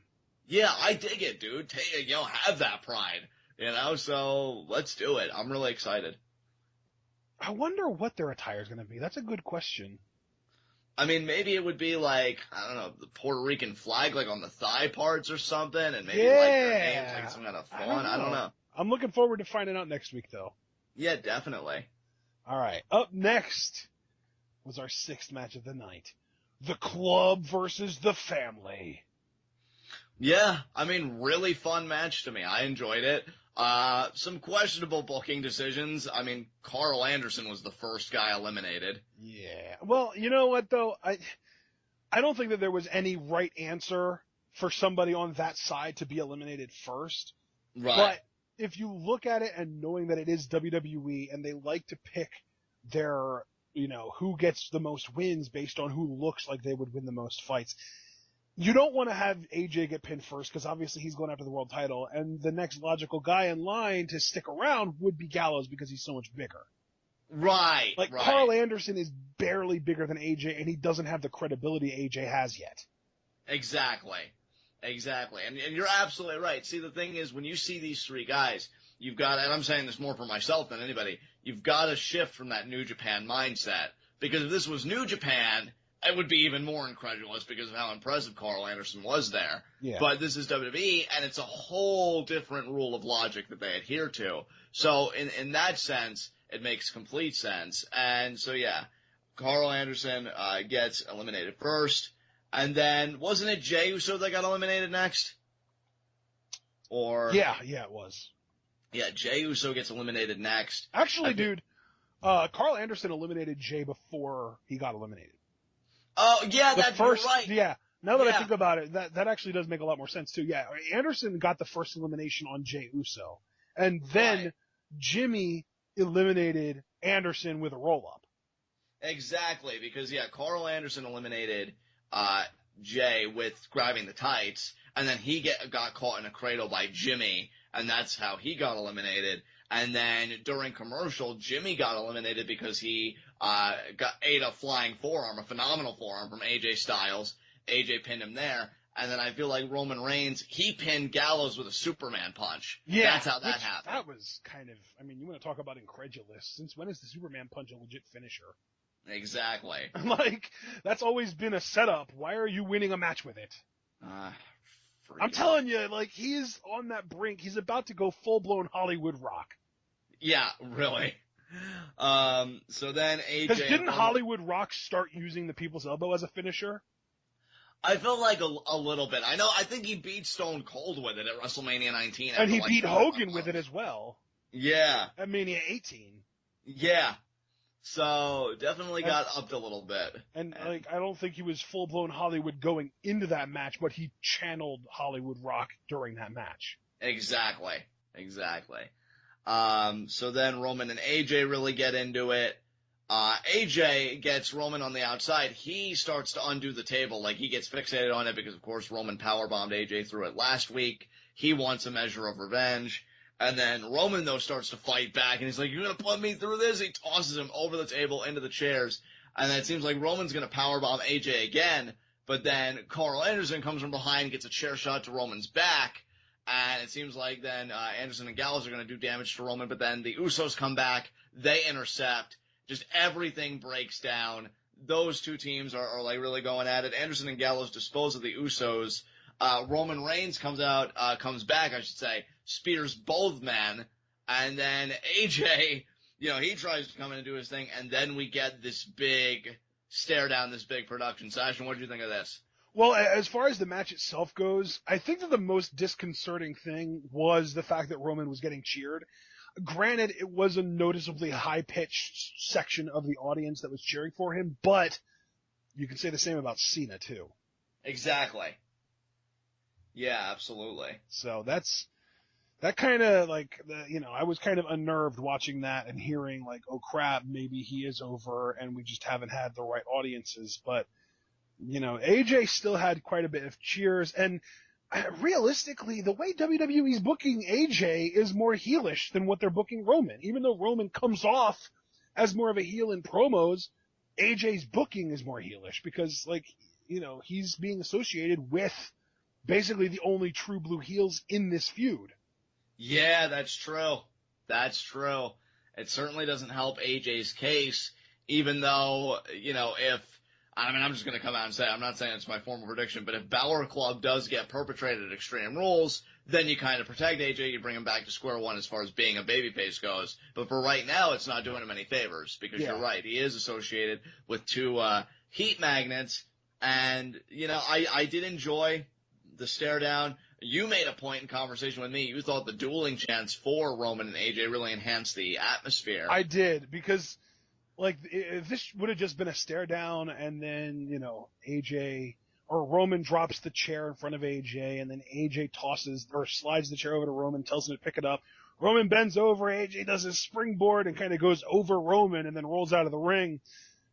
It's a cool segment, but there's no real tension there. The crowd chanting, "This is awesome!" and then eventually kind of building up to the Roman Reigns, AJ Styles, Roman Reigns, dueling chants really set an atmosphere here and made it feel more tense. Which I have to credit the crowd for, because they very easily could have done Roman Reigns, Roman sucks, and just totally phased AJ out of the equation. By actively chanting AJ Styles, that helps him and the program. So I gotta give my stamp of approval there. And, that they have this squabble, Roman and AJ over the chair. AJ, adamantly saying, come on, pick it up. And Roman walks over to AJ. He throws it down and says, no, you pick it up. Come on. Let's see what you got. And then AJ, it looks like he's going to take his foot, right, and kick the chair out. That's what I originally thought he was going to do. But actually, he uses the force of his foot to kick the chair back to Roman Reigns. Yeah. And he's saying again, come on, let's do it. And Roman goes to pick the chair up. AJ tries to go for the phenomenal forearm. Roman sees it, ducks out of it, but then AJ's able to slide out. So he doesn't need anything.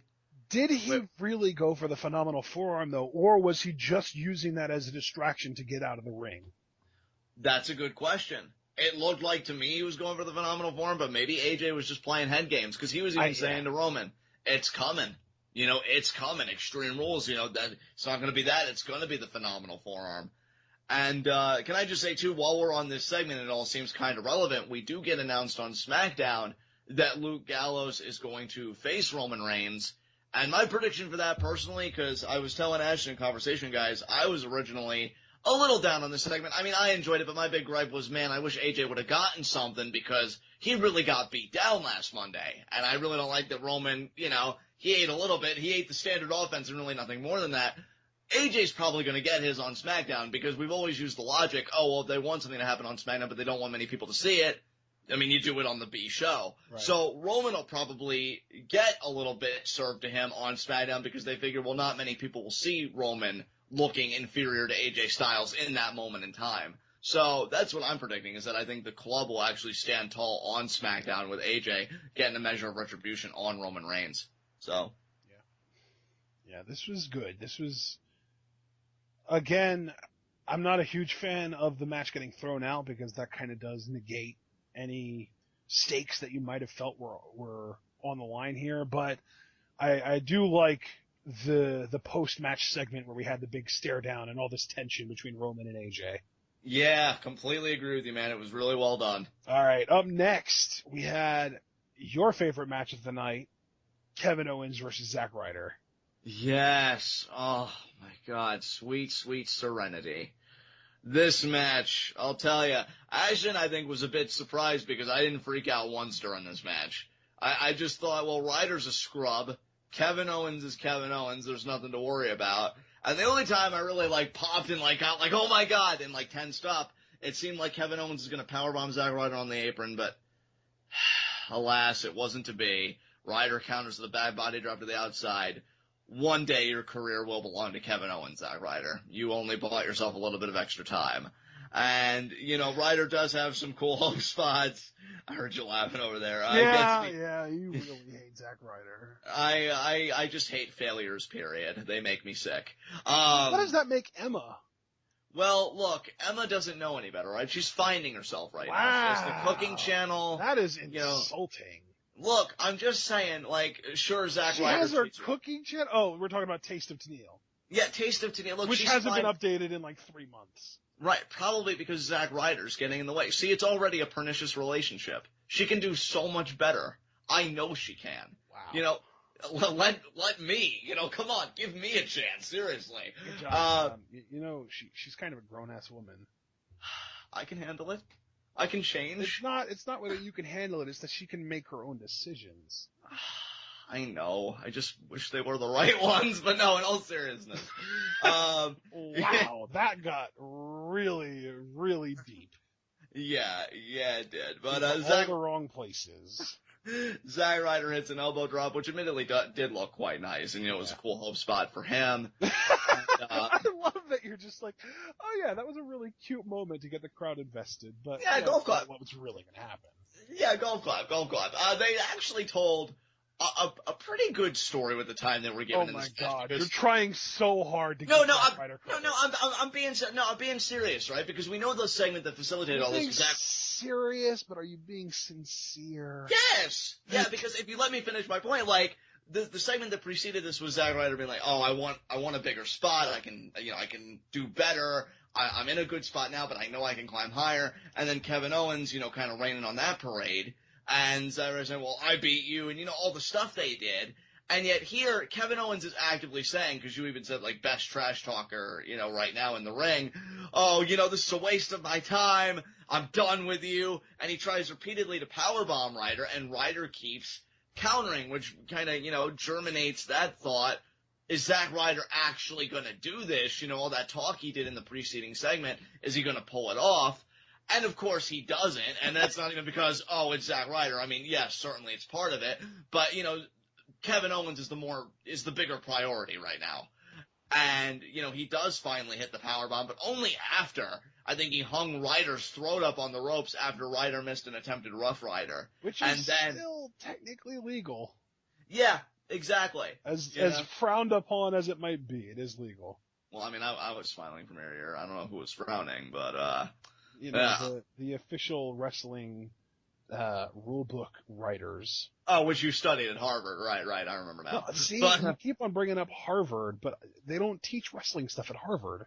Well, that's part of the problem then. But what I liked too about the finish is that, like, throughout the match, Kevin, I think, was trying to do his standard pop-up powerbomb where he throws the guy into the ropes, but knowing that he tried multiple times throughout the match, he's just like, screw it. And he does that arm variation I like, where he grabs the guy by the arm and he pulls him into it. I love that variation of the powerbomb. Yeah, almost Rainmaker-esque. Exactly, right? Like, that's the vibe I get, and it's more... I think it leaves less to chance, because when you throw the guy into the ropes, could it be his momentum? Could he get a sense of awareness? Yeah, they could grab the ropes, they have more momentum, so they could parachute over your head, there are more options. Right. I said parachute, I meant leapfrog, whatever. Right, it works. We'll let you have that one. But, I thought they told a good story with, could Ryder pull this off, because he keeps having an answer for the pop-up powerbomb, and then Kevin Owens just pretty much tells you no. And I should just mention, just for the sake of my own self-satisfaction, after the match, I personally took to my Twitter, and I tweeted to Zack Ryder, once a failure, always a failure. So I let him know, good match, kid, good match. Great stuff. Oh my god.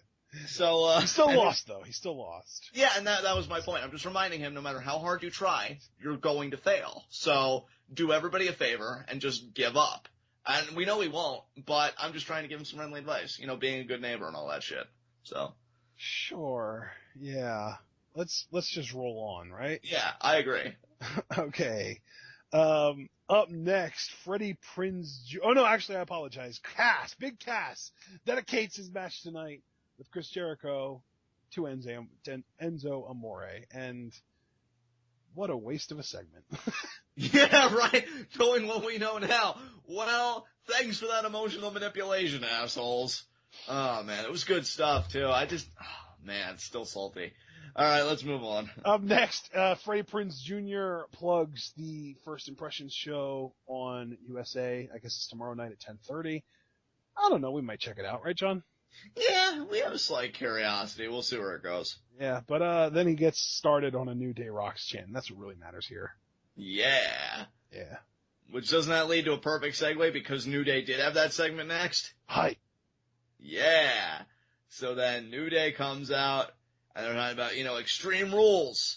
It's gonna be us versus the Vaudevillains, and then they have a little debate, like, is it Vaudevillains, or is it Vaudevillians, or is it Vaudeville villains, or I don't know, they had another variation. And they're like, the Vaudevillains. And they talk about being from a certain era, but that era wasn't too kind to people like us. Smartphone users. So good, man. I love how they walk that line just that little bit. Hey man, they addressed an issue that you and I brought up last week. Exactly. Oh my goodness, New Day TWitWoW fans confirmed. Hey, man, Johnny Mundo listens. I wouldn't be surprised. Exactly. It's taking over the mother freaking world. And then they're talking about how great smartphones are, and then Big E gets on, call your mommy, call your pappy, and tell them, and yeah, I think that they're the tag team champions because New Day rocks, New Day rocks, and they just get all, like, fired up. New Day They were also doing this booty. Oh, yes, gag, too. I think yes. they were saying, like, worship or praise or something like that regarding the bootio. And then Xavier Woods sang to it with the, like, the rhythm of, like, Aladdin. The tune, I should say, of Aladdin. A whole new world, yep. The last booty-o from Mania. Yeah. Oh my god. That was great. Xavier is a way better singer than any professional wrestler with a PhD has any right to be. Dude, Xavier makes my life feel like shit, okay? Cause like, this guy, now let's just run it down real quick. One half of the WWE Tag Team Champions. One okay? third. One third, I stand corrected. See, my math's horrible too. Unlike Xavier Woods. 1/3. Who's a PhD. He's a 2-time Tag Team Champion on top of that.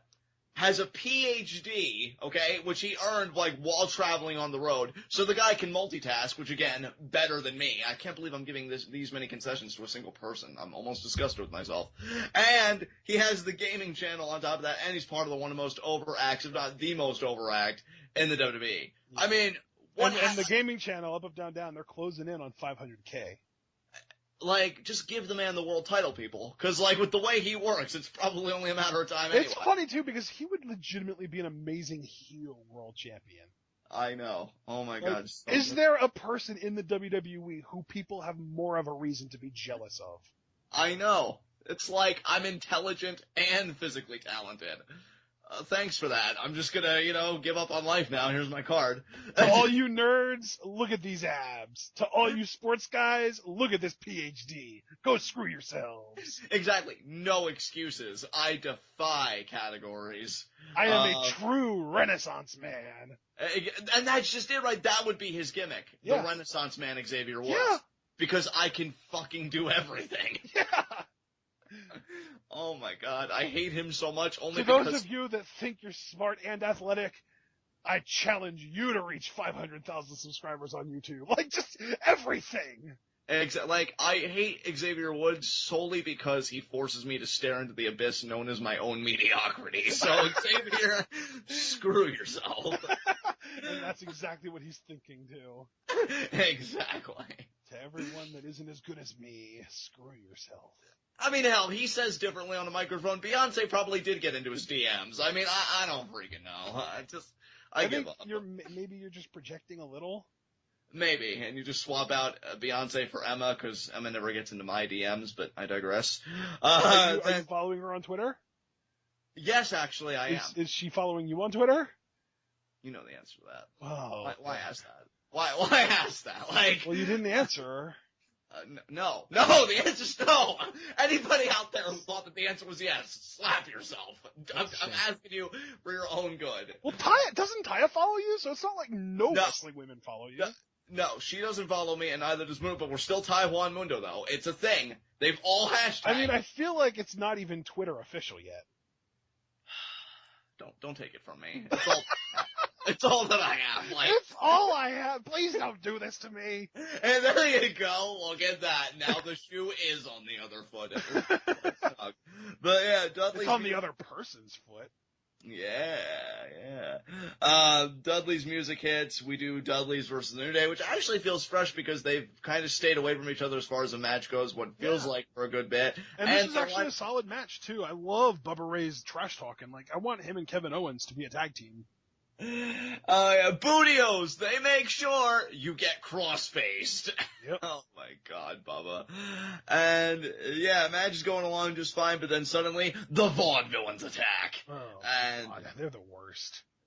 Yeah, you know what? They're wonderful. Okay, you can just kind of ease up on them a little bit. They're trying, all right. Okay, I will give you credit. They're not the worst because Natalya clearly owns that title, and even right above her is still Charlotte. But the Vaudevillains are a rank above that. You know what? I'll give it to you. And you know what's funny too? Like I was thinking tonight, the Vaudevillains probably really could have been a very successful tag team act if they were a part of the WWF, like in the 80s. Like if they were a part of that era, maybe this gimmick could have gotten over a lot better as heels. You know, WrestleMania's first year was 1985, right? Is that right? Yeah. I did not know that. It's not like the WWF was that recent, I don't think. I don't feel like it was still the WWF at that point. Right. But, yeah, I feel like if it was the 80s, right. You know, in the mid-80s, like like you want, like, the Vaudevillains against, like, the Von Erichs, or, like, the Fat Jacks Freebirds. Yeah, I feel like they could have done well in that era. I completely disagree. Like, to me, this is a gimmick that would not survive before, like, 2010, maybe 2009, because the whole premise is that they're like hipsters that wish that we could go back to a bygone era. Right. Like hipsters weren't a thing back then. Like they might have had a decent heel run, but I feel like people wouldn't have invested in them. Right. Yeah, I can see what you're saying. I don't know. It's just a really difficult place because I like them as performers, but I mean this was not a main roster gimmick, and we've been saying that for so long. Yeah. So they do the jump on the New Day. Then Devon hits, like, I guess, like, this lariat or whatever to Kofi, knocks Kofi out. That was a huge lariat. Where was that, Devon? Yeah, and then they get the win. So I'm thinking now two possibilities, right? Either the Dudleys before Extreme Rules, maybe somehow they get added to the Extreme Rules title match, because I believe backstage, like, we just got done talking about the deficiencies of the Vaudevillains as a gimmick. Yeah. I don't know if WWE can trust the Vaudevillains on their own to get heat in a tag title match, so you throw in the Dudleys, who I believe could get that heat. Oh, yeah. You know, very easily. Yeah. And so you compensate and you make a much more interesting WWE tag title match. Or, the second possibility, you have New Day go over, but then they do another program with the Dudleys. This time, though, the Dudleys are the heels and the New Day are the babyfaces, which honestly, I wouldn't object to. So, those are the two options I'm thinking are on the table. Yeah, I think that could work. Yeah, I mean, we'll see what they do with it, but yeah, Dudleys get the win. Really rough night for champions tonight. Yeah. Do we want to move on? Yeah, we can move on. Okay, up next was Big Cass, actually. Big Cass comes out, and we're getting ready for this main event match, but then during Chris Jericho's entrance, he gets attacked. Yeah. Yeah, something goes down, we see it was an attack, and then we see somebody else assume the jacket, and commentators just going, well, who's that? You know, what's happening? Ultimately, it's revealed to be Dean Ambrose, and, you know, the skinny of it, people, is that Dean Ambrose really just tarnishes the jacket. Jericho's, like, freaking out. It's $15,000! I noticed Jericho lately, part of this new gimmick, it's not a dominant aspect, but occasionally he'll mention, like, things that he's wearing or how much it costs. Oh, these boots are $5,000 each. Do you know what's really funny about this? What's that? He actually undersold how expensive that jacket is. Really? The jacket is available on a website for $25,000. Holy shit. Yeah. Damn. Yeah, Ambrose completely ruins it. I mean, ruins the LED, like, lighting setup and everything, and, you know, pulls that out, just cuts the jacket with scissors, and when Jericho is trying to leave, Big Cass intercepts him, Jericho saying, you know, get out of my way! Get out of my way! All the while, the crowd, like, in the background, you could see some people, Big Cass, you know, chants going. Jericho then slaps Big Cass. Big Cass obviously gets angry after that, grabs Jericho, throws him against the barricade. I think Cass was screaming something at Jericho. Did you pick up what he was screaming? Are you out of your mind? That was it. Are you out of your mind? And he does that, and I just got Batista flashback. You were supposed to be my friend! And, then Cass throws Jericho into the ring. Though. I know, right? So vivid. And Jericho then eats a dirty deeds, and Ambrose just continues messing with Jericho in the jacket, and that's really, that is how we close the show, but there was something that kind of cut into that, which we'll get to, I guess, in a minute or two here. But yeah, this is pretty much it. You know, Ambrose just kind of fooling around with the jacket, destroying it, and humiliating Jericho, and that was more like... I wonder how emotionally attached to that jacket Jericho was, because, like, he didn't name it, so he couldn't have been as emotionally attached to it as Zine was to Mitch. But it was still really expensive, and Jericho seems to have a pretty strong emotional attachment to money. Yeah, definitely. No, that's a symbol of my opulence. No. Oh, if only I knew opulence meant.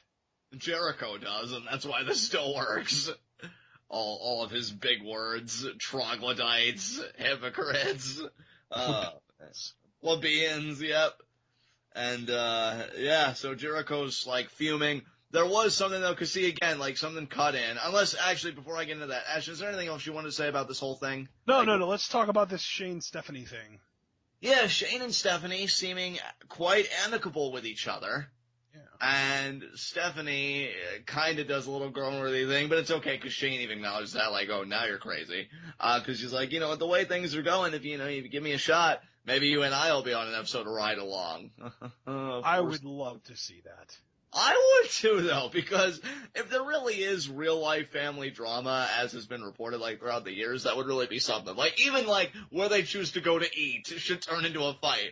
I don't know, man. That'd be good stuff. I just imagine Stephanie being this spoiled little daddy's girl who, like, Shane's just like, no, we are going to Chick-fil-A, and that is it. And Steph's just like, but I want Parma! And then Shane's just like, no, going to Chick-fil-A, and that's it. And then you get, like, those little time-lapse things where it says 20 minutes later. And Shane is just beaten down, and Stephanie has this big smile on their face as they pull into the Parma parking lot. Yeah, exactly.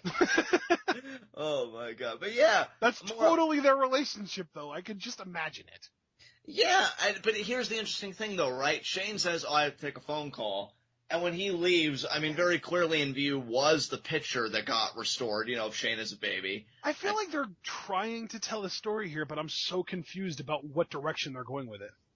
And see, okay, let's talk about this, you and I, because I think I can speak for you, too, in this one instance. I'm so afraid that it's going to be Stephanie pulling this long con and then being like, ha ha ha, Shane, I was just goading you the whole time so I could worm my way back into power.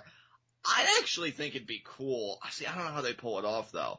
Like, what if Stephanie and Shane really do mend their relationship, but maybe Vince doesn't like that? Because the only reason he put them together in the first place was because he thought there would be tension and bloodshed. Yeah. So then when the opposite of that is proven to be true, what if Vince goes into a fit being the psychotic guy that he is and wants to, like, tear that relationship apart just to create drama, which, controversy creates cash, as the saying goes.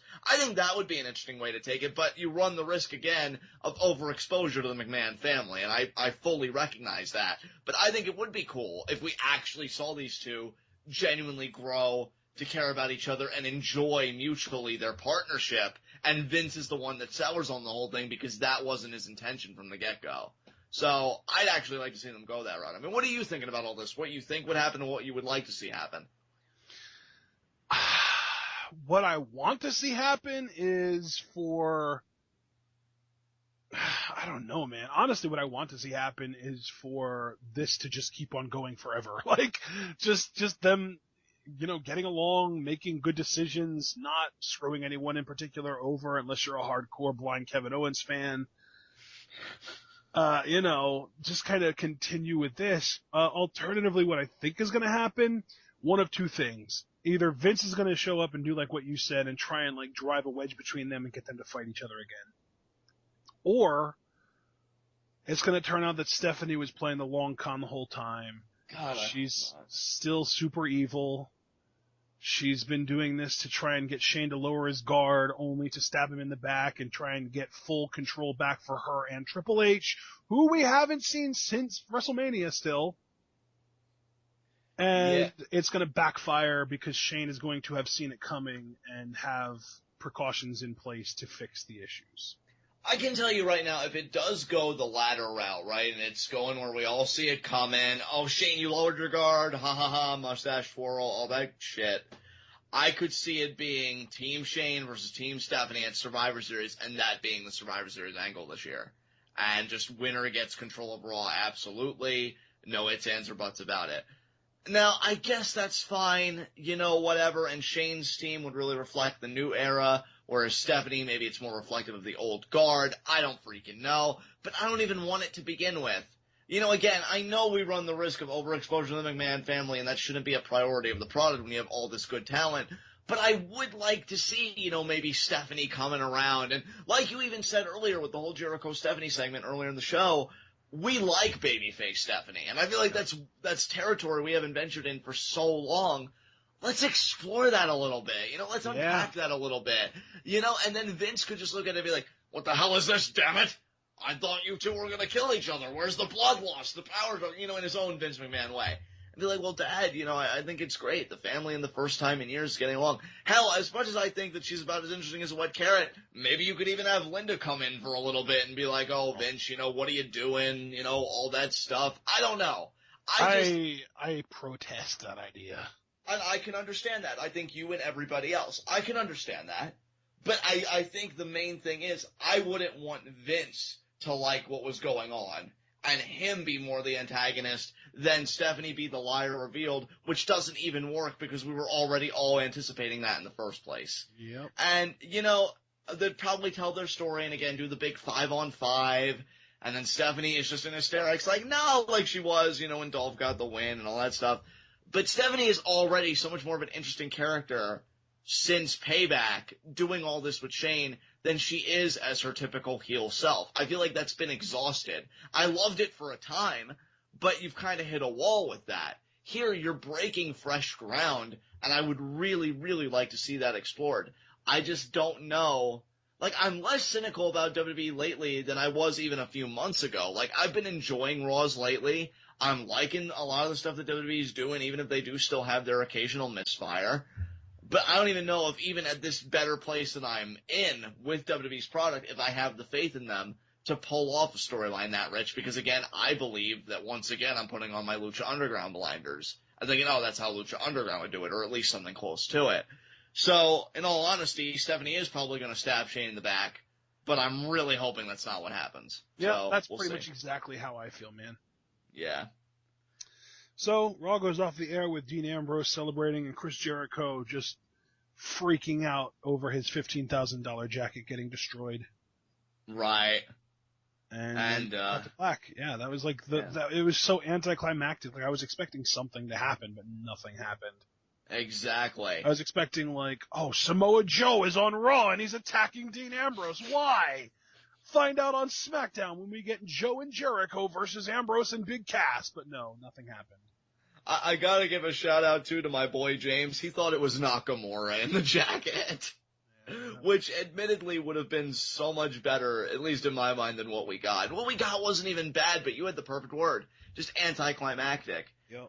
Honestly, you should have ended the Raw with the whole Shane and Stephanie thing. I don't know why you intercut that with everything going on in the ring. You should have ended it with that, because with Stephanie... I can understand why they did it, because they wanted to make it feel more like a comprehensive television show, and I can appreciate that, but it also kind of took away from the momentum closing the show.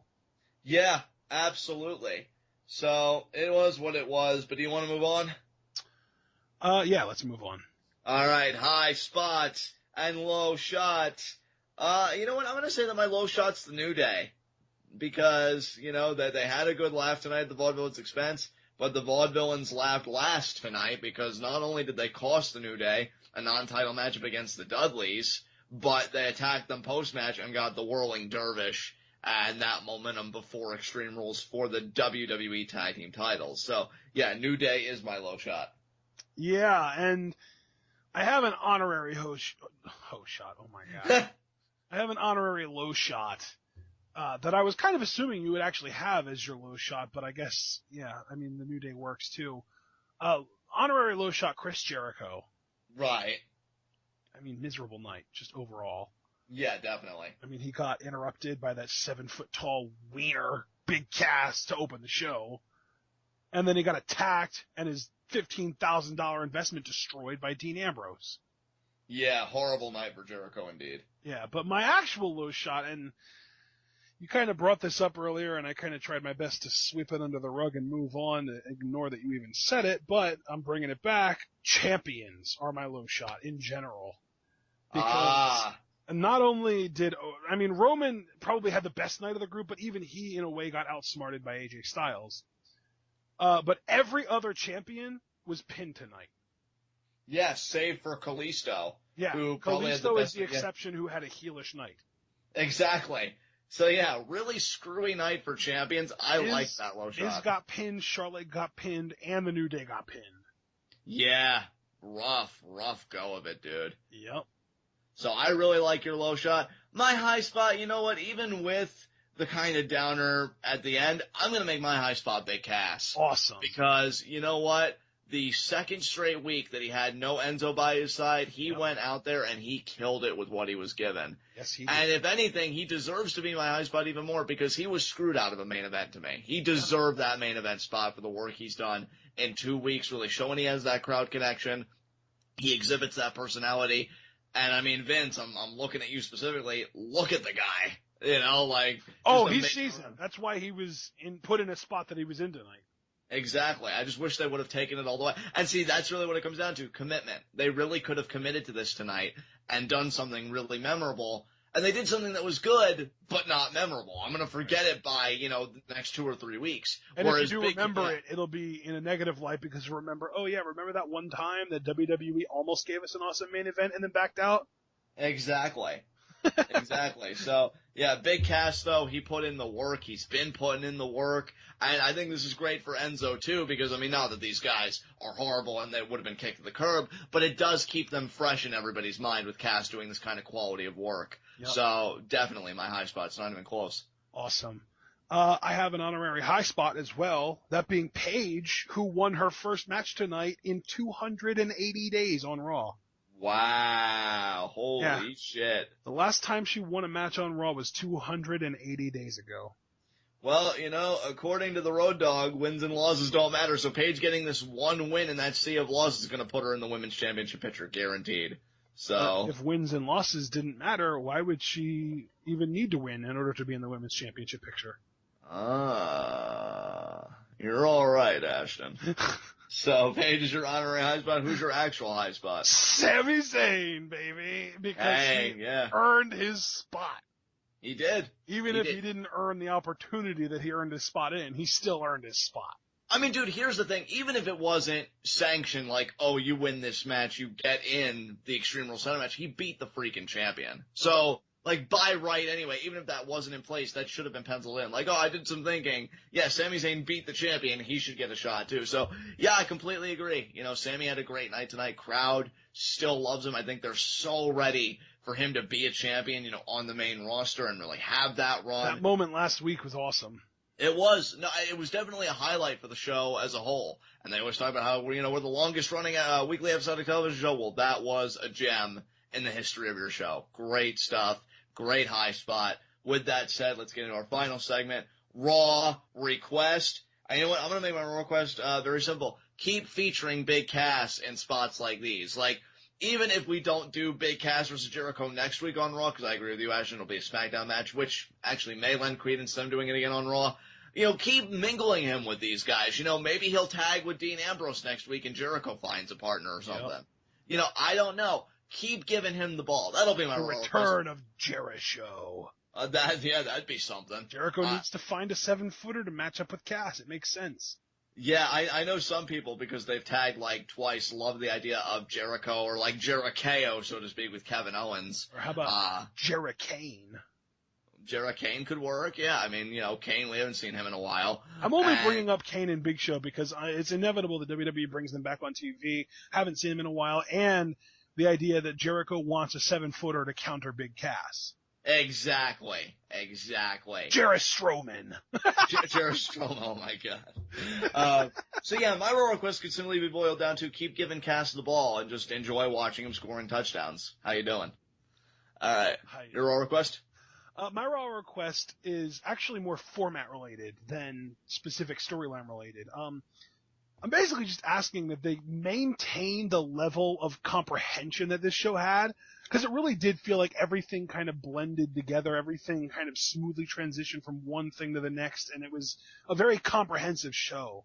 And I would like it if they would keep that, but have better finishes to their matches moving forward, because there were too many roll-ups tonight, too many distractions, that kind of stuff. If you can have tonight's sort of comprehension with better finishes, I think you have a formula for a really excellent episode of Raw.